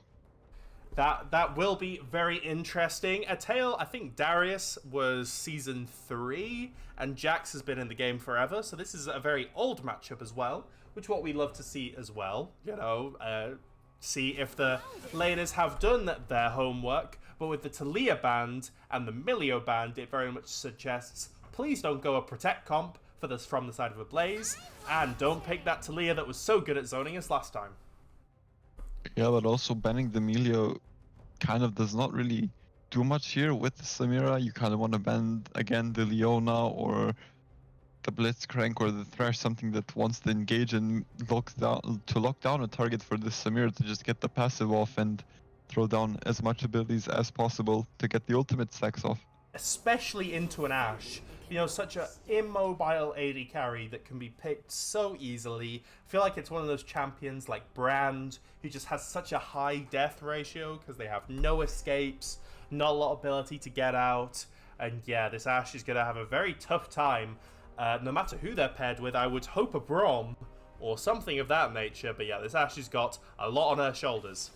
It's the Alistar. No. And we see the Alistar running back again. Not a lot of synergy, however, we'll see if the protect the present comp can work again, except this time you have a little bit more security with that Jax in the top lane. Yeah, I mean, this Samira is going to be able to do so much damage, especially with Ivan's shield, the Darius as well. Possibly going for a Noxus comp here for the side of Gracelight Ruby. But the Ashe, you know, if it is a Protect the President comp, the Ashe as a president sounds more like a governor or a member of parliament. You know, this isn't the hyper carry, amazing, so much damage ADC that we're used to seeing. Well, remember in the high noon skill line, she is the sheriff in town right now. Good So one. we'll definitely see. But the Veigar pick here really does make sense. You don't really have any escapes from the side of Blaze Academy. Yeah, we'll be able to use that and able to give a little bit of scaling, which they might be lacking. A lot of follow-up as well. I think the Samira will be able to get a passive off so much with the Rakan engage, be able to dash in, dash out. Quite a bit of hard CC will be able to shut it down. Obviously, we could see this Aurelion Sol get locked in, and it does a lot of zone control. It will be tough to walk in for the side of Gracelight, even though it can lack a bit of damage at times. And the Aurelion Sol getting locked in. However, I have to ask you, do you know what champion counters Veigar the most? Aurelion Sol? No, it is the Katarina, and I'm really sad that it's not locked in. Oh, yeah. I was like, wait, is it? Oh, yeah. Yeah, your Katarina would be amazing in this situation because you've also not got a lot of reliable CC. I think, yeah, Katarina would have been amazing, but Aurelion Sol were picked. I think also the Aurelion Sol, I mean, realistically, if he goes Leandry's Torment, he can just pop the E on the wave and just leave it. I think his W can be not interrupted consistently when you think that your only hard CC is the Darius pool, the Rakan W, and the Ivern Q, which are technically all skill shots. Yeah, it is another somewhat similar team. I do love the fact that Toast Crumbs is on somewhat of a bruiser because I know he has so much melee skill expression to give and to show. So that is going to be awesome to see. Shout out to Silverbackle for being able to draft this one up. We will see what his thoughts are in the chat. But yeah, it is somewhat similar in the sense that we've got no true tank on the side of Gracelight like we saw before. And we've got very traditional here from the side of Ablaze. So for teams facing them in these very crucial weeks, we're seeing quite a similar draft play out. Yeah, and I kind of, in a sense, prefer the draft of Ablaze again, just because we have that scaling with the Jax, with the Aurelion Sol and the Ashe, but at the same time, they kind of had a similar draft in the last game, and we saw it turned out. Casticus! Yeah, it is. You know, you praise the comp, therefore it is going to get absolutely dominated. I do really want to see this Jax pop off. I think it is the X factor. I think it is something that can not be matched very well in the side lane, especially if this Darius doesn't get going as well. Ivan, it can be so annoying, especially in the early game, because he has such flexible pathing. Oh my god, you know, they're going to have to, in level 1, they're going to have to be very wary of the fact that Ivan can steal your buff and triple buff. And it's something that is so, it's supportive, so you feel like it doesn't have great ganks, but the fact it can boost your team in the lane with those shields, especially with level 6 and Ivan very much, and will allow such a good gap closer for Samira as well, somewhat underrated. I really don't like Ivan. I think Ivan is very strong and very annoying. And also talking about the Ivern, if your teammates get behind, just pop the Daisy and she'll do all the work for you. It's kind of a I can't lose and then I can't lose situation. On one side, your teammates are gonna get ahead, and on the other, you have Daisy. There's also a significant range disadvantage from the side of Gracelight. You know, you don't have amazing ways of like playing at that long range that Aurelion Soul or Ashe, or sort of where the Maokai and Ashe engages will start from, which is lovely, but that's where Ivan can come in. If you're taking an objective, you can brush up, you can, deny that vision, force them to come into you and get a lot closer. And as we saw with the vision control from the side of Gracelight, that could be deadly. Yeah, and as well, not a lot of range besides the Ashe as well on the side of Ablaze, but also the Sliger comes in handy there because once you pop down the baby cage, and if there's one or two champions inside, there's no escape from them at all. It guarantees the Rakan W, the Darius E. Like it will be really, really hard for anyone from Ablaze to escape from that scenario. I think the client might actually be working this time. That is insane. Yeah, the big game in LEC is popping off, so Yeah. I wonder what Riot's plan is. Maybe a little bit of a misstep there. But don't talk about the I think the game in VL, I think this Twitch chat is popping off as we have just lost 10 viewers. Because of oh no, we've gained 4 back. There we go. Alright, I am currently at 10 seconds. At 10 seconds? Alright, let me just go over as I am there. Oh, no, I'm not at 10 seconds. Wait, hang on. Okay, I'm now at 10 seconds. Okay. 3, 2, 1, play.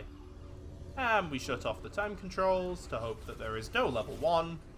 But yeah, looking at this draft, the Alistair brought out 2 times. I would like to see it work a bit more, especially with the Glacial Augment. It might be able to combo up with the Ashe slows as well, a team that very much wants to walk into. Again, I cannot emphasize this enough, because I swear to God, I think it could be very impactful. I think it can be and also looking at the side of Gracelight, we see Vigar going for the first strike instead of this spellbook that I think usually gets taken, at least in the most games that I see in my Elos and my rank games.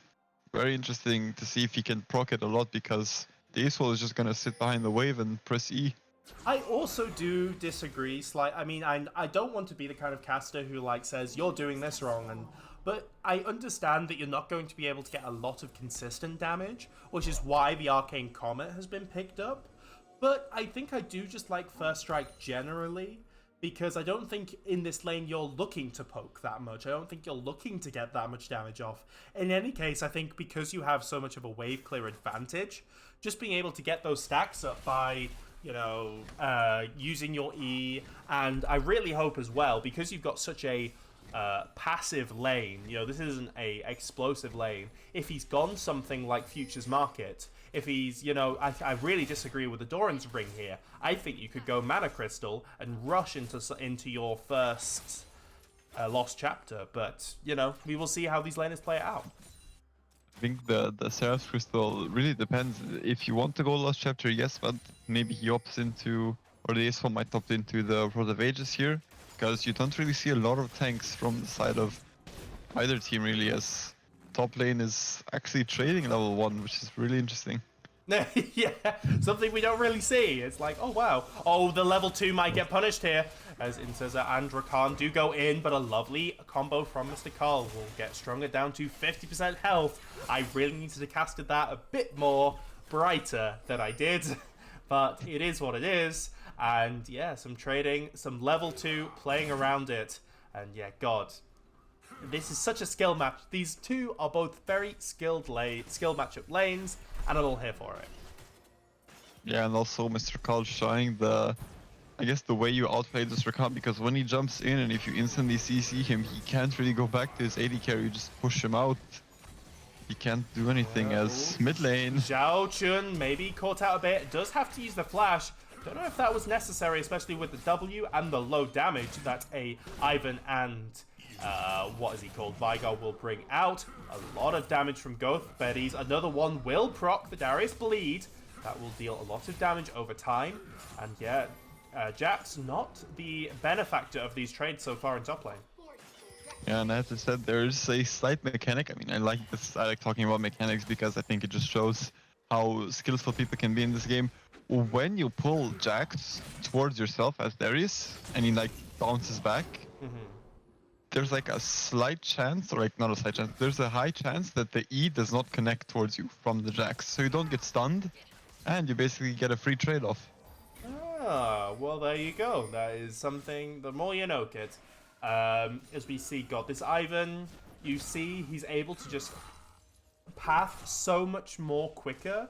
He's able to get so much more camps down. He's already taken the bot side Scuttle Crab, which means Maokai will not be able to fight over it. However, he does have some nice sequencing that can go up to the top side if he so chooses. But right now, we see Ivan in the brush, but Maokai senses it in this bot side so far. I need to zoom out because, oh my god, this is like important. Power Fruit is in there, but People's Ranger wanting to fix the wave here. And I mean, the Maokai kind of making sure that his bot lane can push in the wave and get maybe a good cheater recall. I mean, they are up about 10, 11 CS. Yeah, and they didn't want the wave to freeze. They saw the jungler there as well, and they just had to get this pushed in. I'm trying to focus on bot lane so much. They're actually even still trying to freeze it, but with Stronger taking so much damage from the mid lane, he has to let it crash. Yeah, and top lane matchup as well, going for the side of this Darius is he can just go proxying now, as it seems like, as he wants to pull, I guess, the Maokai towards the top side, but the Ivern is going top side as well, which, if the Darius wants Maokai on the top side, you kind of want this Ivern to go towards that bot side and maybe secure an early Drake.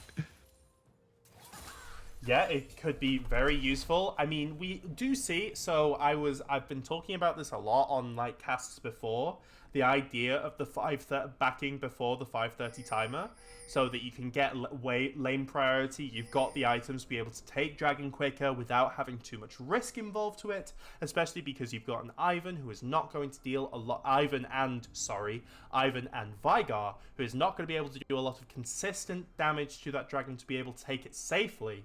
So, I do like this back from the side of Ablaze, being able to get the items first, being able to maybe get the push in first, and with the vision control, being able to look for this early dragon.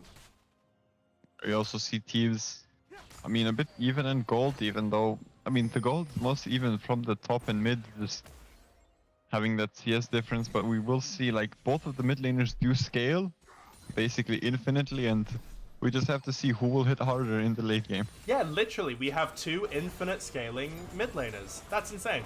But you know, that is the way we have been dealt. Both ultimates up for all of these solo laners will mean that these lanes become a lot more volatile than before. And we do see Toast Crumbs not able to get the stone off. Apprehend does land. Will he get the bleed? Ivan will land the ultimate and the apprehend and the shield. Means Jax is getting very low, but in the mid lane, it could just be a solo kill, and it is. Wow, using that ultimate, using that Sky's Descent so well. And yeah, that just 100-0 burst gives Ablaze the dragon. ESO might be a scaling mid laner as much as Vigar, but he just hit so goddamn hard in the early game as top lane.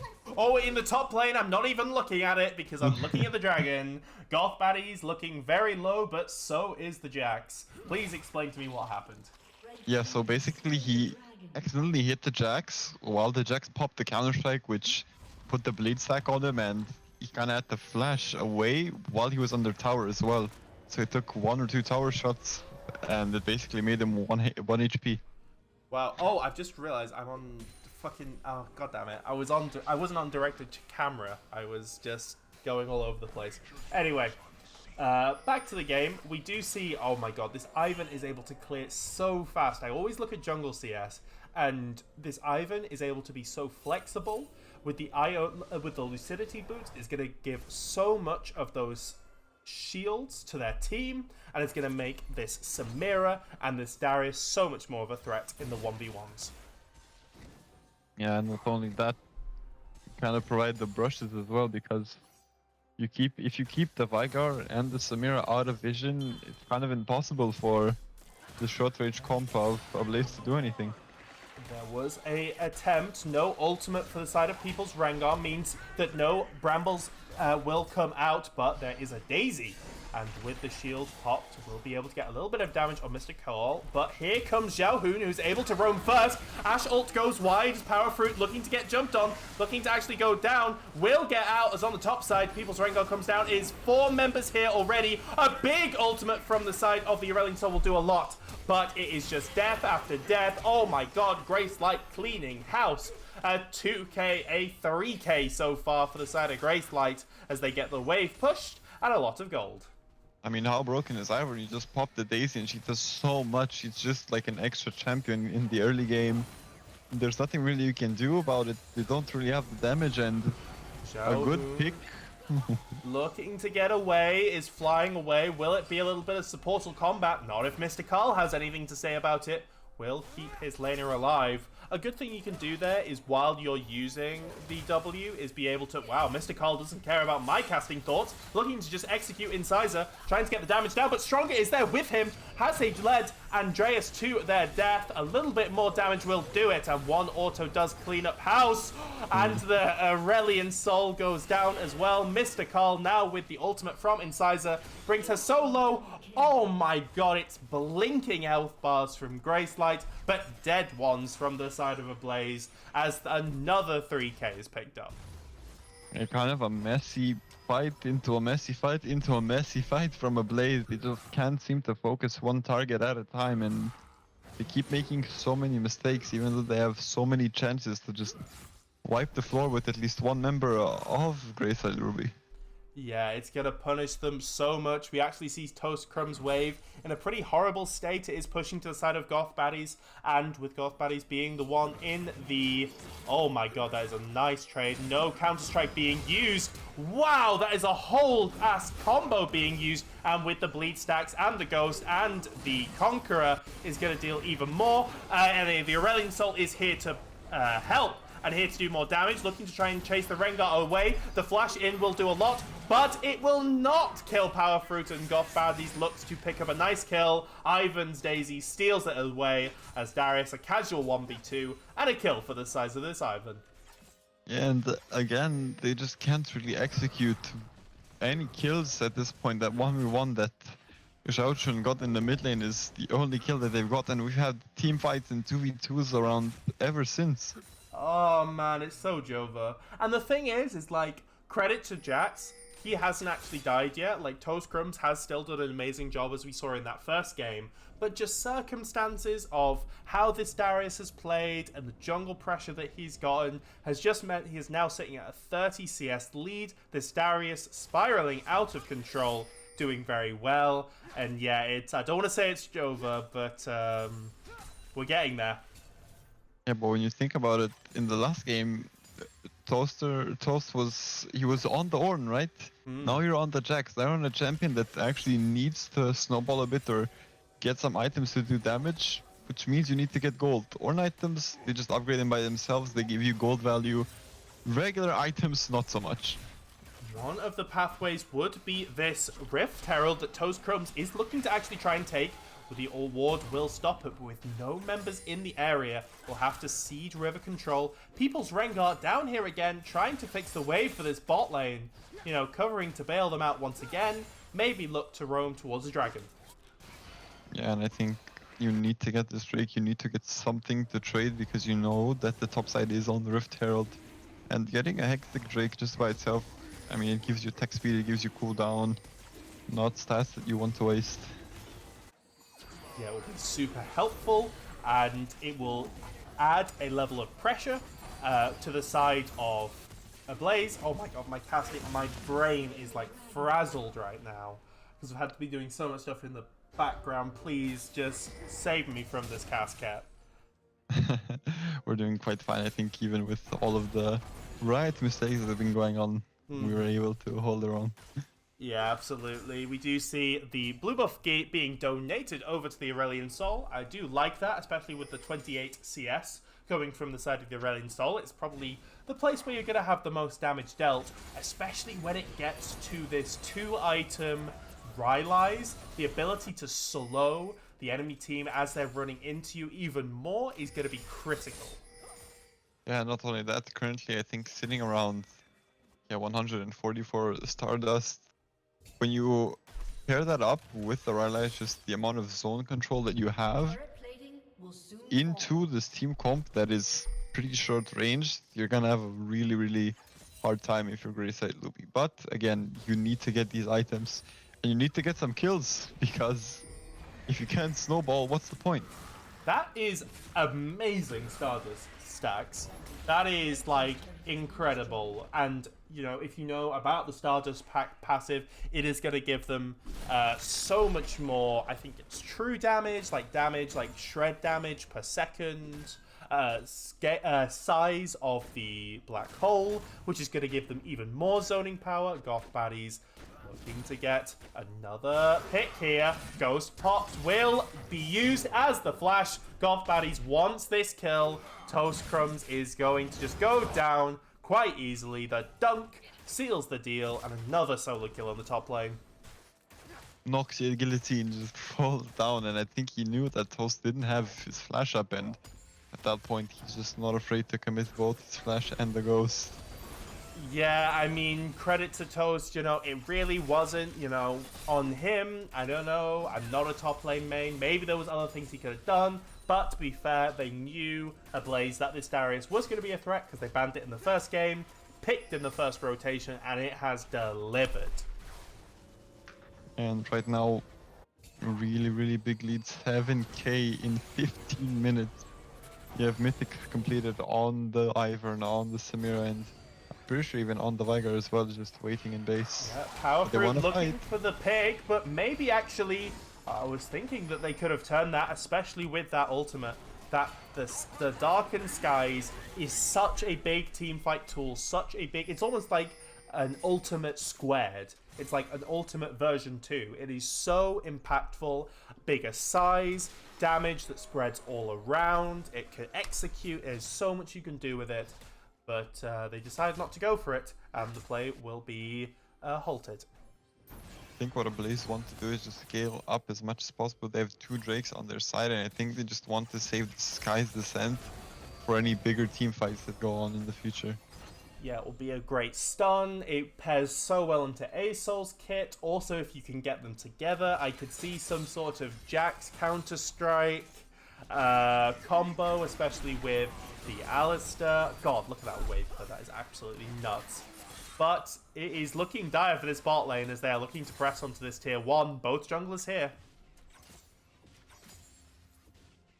I mean, when you look at it, they can just force this dive easily on the side of Gracelight. You have the Vigar with the complete Everfrost to guarantee the CC. You have the Samira who just also wants to go in and paired with the Rakan, ult W, and the Ivern shield plus Daisy. It just screams doom for the side of Ablaze, because that Ashe has no mobility at all, only the Triforce completed.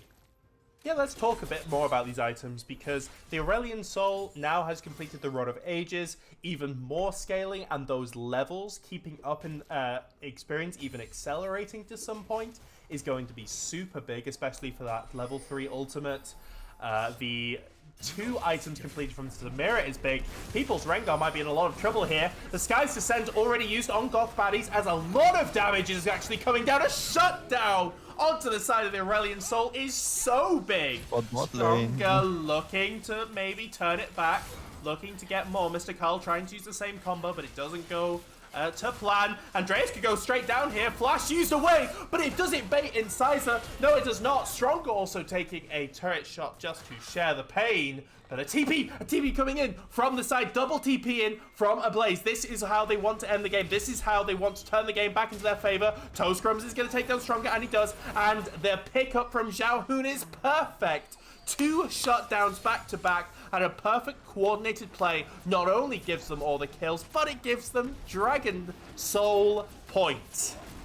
really, I guess, a domino effect for Gracelight. You see the Darius fall, then they try to make a play bot, and then it doesn't work, and then they lose 2 more people and the Drake, and now Blaze, they're gonna lose these bounties soon, and also they're gonna go on to Soul Point. Someone in chat is trying to ask for where they can sign for caster. Yeah, not here, because these caster roles are full. This is the caster goddamn duo right here, so yeah, no. But Power Fruit's looking, you know, maybe a support, but looking to get a bit aggressive. But I cannot emphasize how big that was and how that needed to be for the side of Ablaze. It looks, you know, it looks promising, where if you can do this to a top 3 team, top 4 team, then, you know, the other teams that are below them, that are also in the same position as Ablaze, they've got to watch out. Yeah, not only that, but I mean, technically, if you're Ablaze, you don't want to take it easy right now, because we've seen it in game 1 as well. They kind of got a lot of picks in the early game and in the mid game, and then it just fell apart as the game went later on. Yeah, Ivan will actually throw away the Daisy. That could be big, but maybe stopping the backs. They've brought 4 members here to make sure they can secure this tier 1, maybe get a dive. But 5 members are here from the side of Ablaze already. Darius will not be here. Here comes the ultimate as the fight begins. The Aurelian Soul doing a lot of that, but Incisor and the bot lane have assassinated the ADC. Ivan looking to get out, using those shields will buy some time, but Incisor in the backline is trying to do more damage, will try and get the ultimate off, but will be executed by the Aurelian Soul. The Jack's doing a lot of damage, but the turn is there. The turn is there from Gracelight. Xiaohun tried so well, but with the Darius arriving, it is a 2-4-4 going to the way of Gracelight. Yeah, and they have the Roof Herald as well, which means that they can just push up at least until the inhibitor. And it's looking doomed again for Gracelight, for Ablaze. They make such a good play and then they just follow it up with a fumble.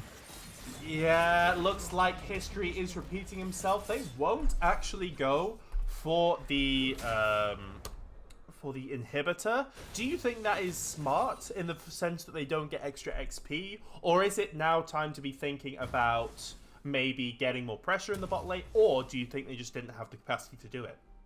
I don't think really that they have enough fuel in the gas tank to just go for the inhibitor, because the Ashe was there and the Jax as well, and I think the respawn time was really short, but I think it's fine. You get 2 towers, the inhibitor is open. We can see some maybe backdoor to just get that inhibitor open for supers to go in when you want to transition into the top side. Yeah, and you can't really complain when you've backed with an 8.5k gold lead. I mean, that is pretty incredible. I mean, even the Aurelian Soul now is looking pretty dire when it comes to only 200 gold now ahead of their lane opponent, but everywhere else, I mean, this Darius is at 3k gold lead. That is absolutely nuts. With the Dead Man's Plate, they're going to be running down the Jax. The Flash won't even be able to save them. Yeah, when you say that the ESOL is only up to 200 or around 200 gold, the Viger has the death cap completed as well, which means that you get significantly more AP and value out of it. Okay, so you're very much down on gold from the side of Ablaze, but you have Soul Point. Obviously, Gracelight not going to want to give that, since this is a, what's it called? A Flame Drake, a Fire Drake, what is it called? The Infernal Soul. Infernal Soul, fuck it hell. Actually looking to play, engage here is a good 2-man ultimate. Toastcrumb's engage will be good. Looking to actually execute Incisor, and it does. Oh my god, this could be really nice. Obviously, the only objective up right now is Baron, with some low health bars from the side of Ablaze. Probably not going to want to go for that. Xiaohun zoning the team of Gracelight as they are able to take down the... Oh my god, the Daisy. Darius pushes the wave in and they go towards mid lane. Yeah, I think it was a bit of an overstep from Shadowhopper and Incisor, just getting caught easily and then having no real escape at all, and even though no objective is up, you are giving Ablaze some gold in their pocket.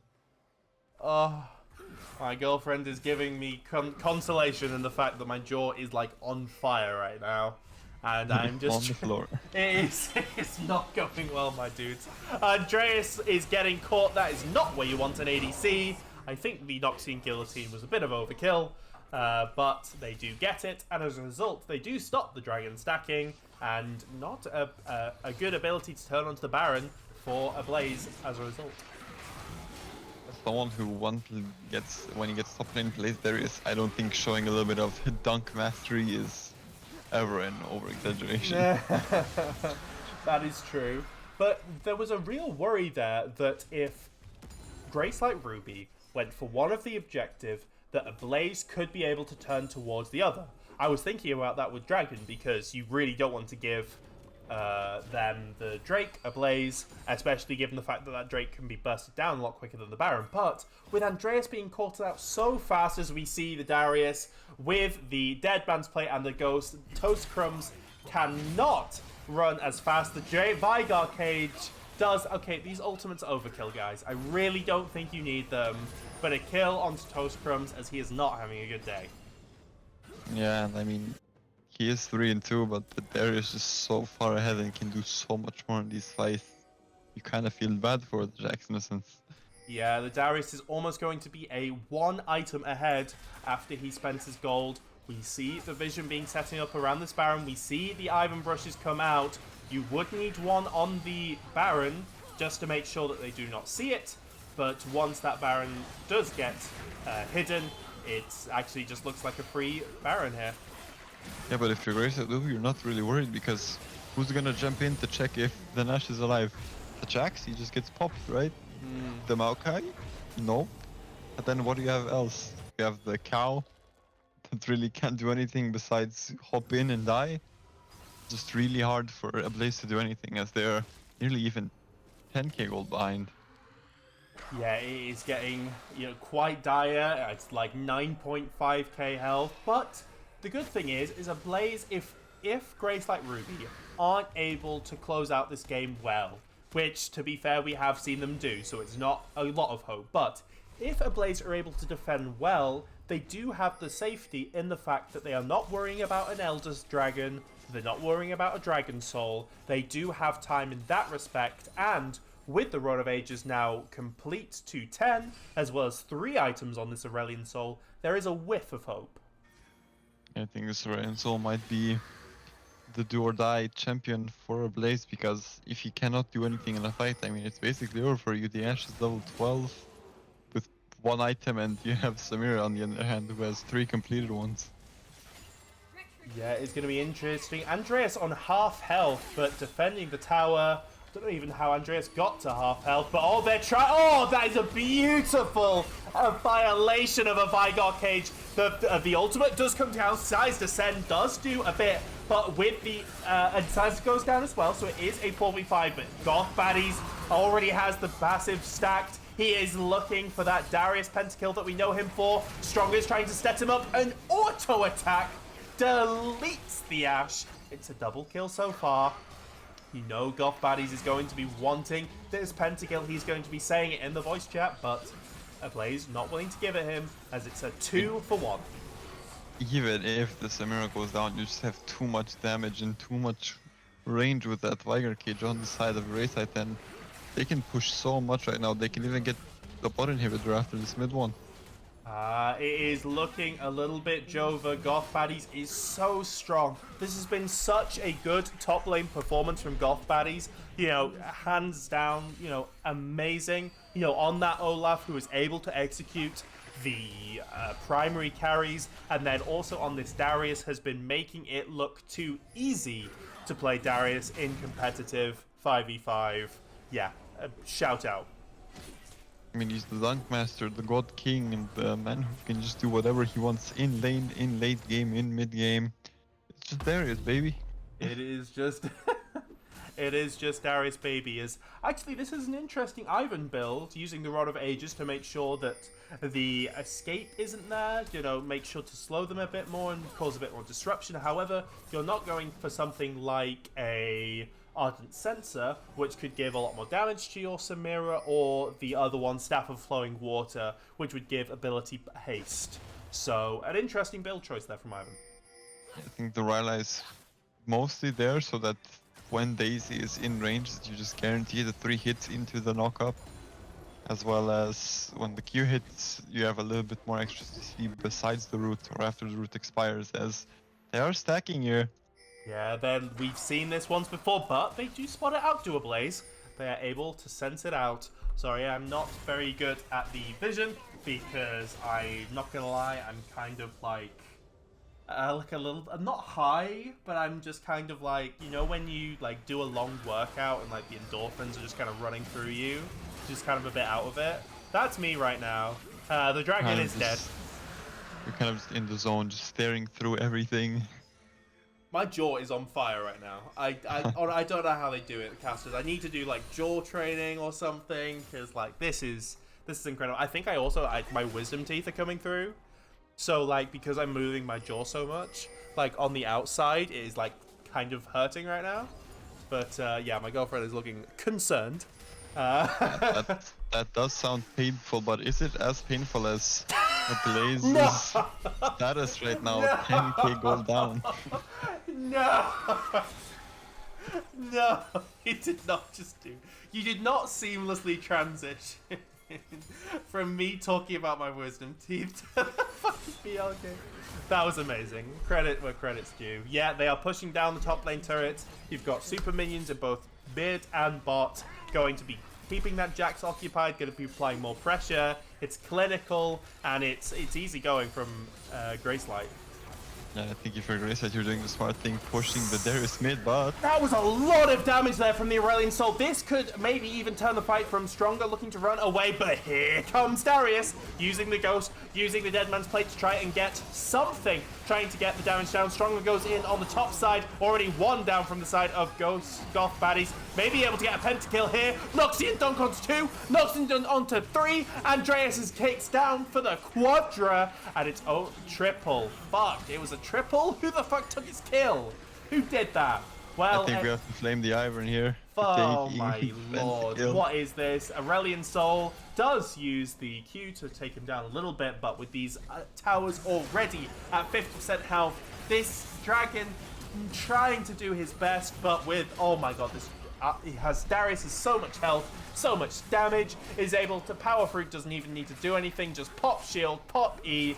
Darius with a standout game does get shot down in the end, but a 2-0 for Gracelight Ruby concludes a dominant game.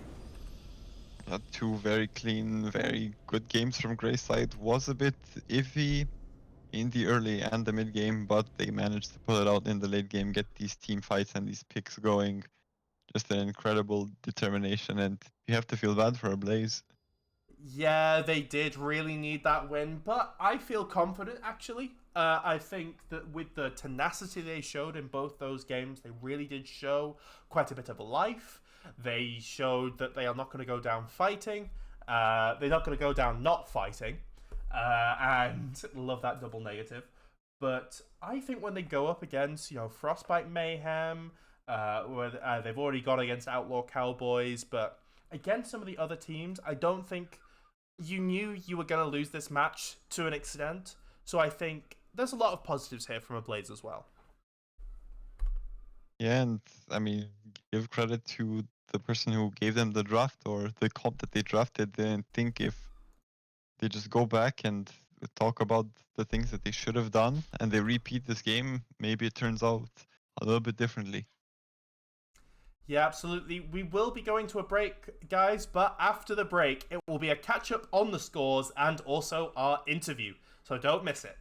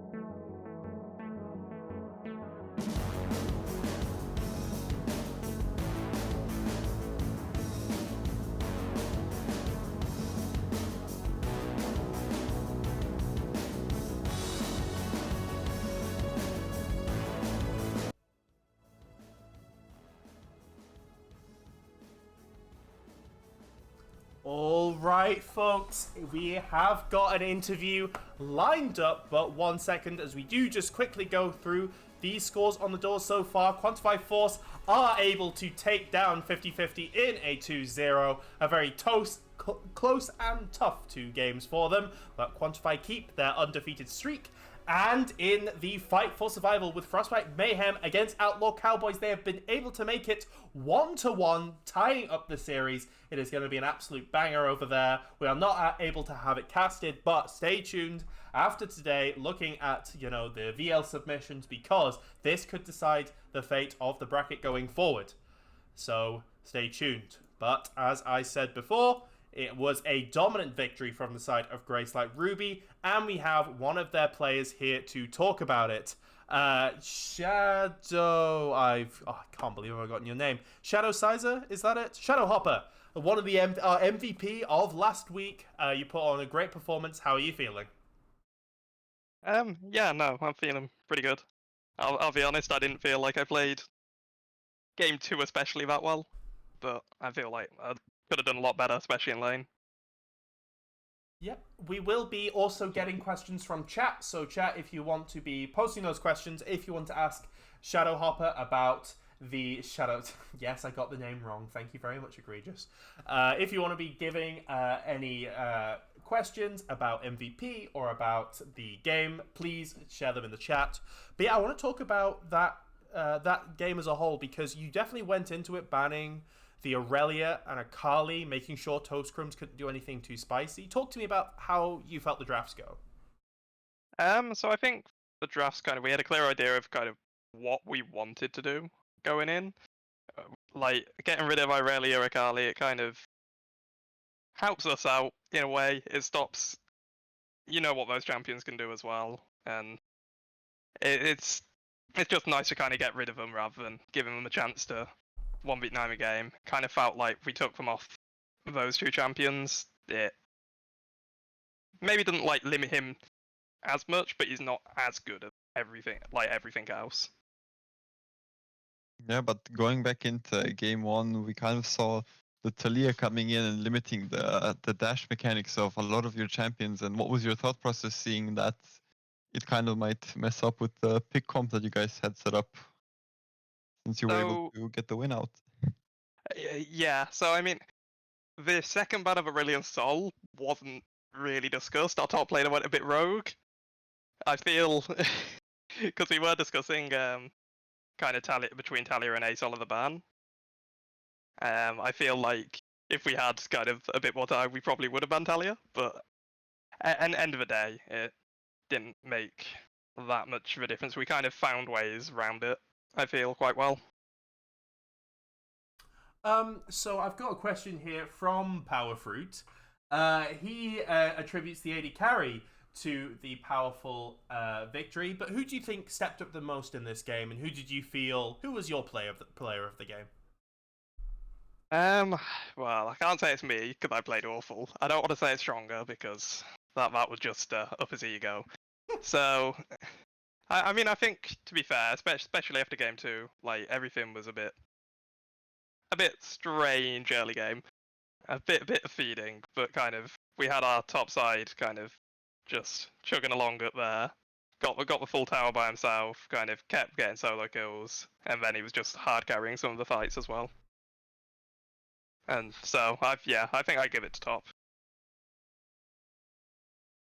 Yeah, the top lane performance was very strong. The Olaf was able to take down both the carries. It was quite on. It was great to see. Maybe looking forward, we will be taking more questions. Also, you may ask a question as well. Keep this conversation flowing. But looking forward, because it seems like you guys are very much set for groups now. It seems like you're very much set on the bracket playoff. Is there any team you're sort of eyeing up as, maybe you're worried about going against, looking forward to that bracket playoff? Maybe a team you think is overrated, that you think you've got a good shot against? What are your team's expectations for that? I'll be honest, I kind of want to play against Quantify Force again. Just because I feel last time we played them, nobody was playing well. Kind of everything which could go wrong kind of was going wrong. And I feel we could definitely do a lot better versus them now. I think Frostbite... I'm going to get this wrong. Is it Mystics? It's Mystics. I think they'll be a good game. We haven't actually played them yet. I think it might be next week we play them. Mm-hmm. But I think... I can't really say... Those two are definitely the two other teams I think we'd be contending with in playoffs. So I think if we can beat Frostbite Mystics and hopefully get second seed, it would help out quite a lot, I think. And going back to that, talk about winning MVP for last week and playing. I think you played quite solid considering the draft that happened in both game 1 and 2. How confident are you that you might be one of the best, if not the best, mid laner in Div 3 right now? I think out of lane definitely. I think I'm definitely a lot better out of lane than I am in it. I feel outside of lane, yeah, I'm probably in Div 3. I'd probably say I'm the best mid laner from what I've seen. In lane, I mean, I've got a really bad habit of just overstaying when I shouldn't, just kind of going for stupid like 1v1 plays or stupid plays when I know the jungler's going to be nearby. But I think altogether, like, definitely top 2 round in Div 3. Yeah, I apologize. There are no great questions from chat. It's just a lot of trolling. Why do you never play a high skill champ from MV? Stronger complaining that his ego's been hurt. Like, there's just a lot of just general rubbish. But yeah, are there any? We always like to give our players the floor. If there's anything you want to say, off the cuff, about the game, about anything, what do you want to say? I'd actually really like to thank Silverback, the enemy team's coach, for banning Gari and letting me play something else for the first time in like 3VL games.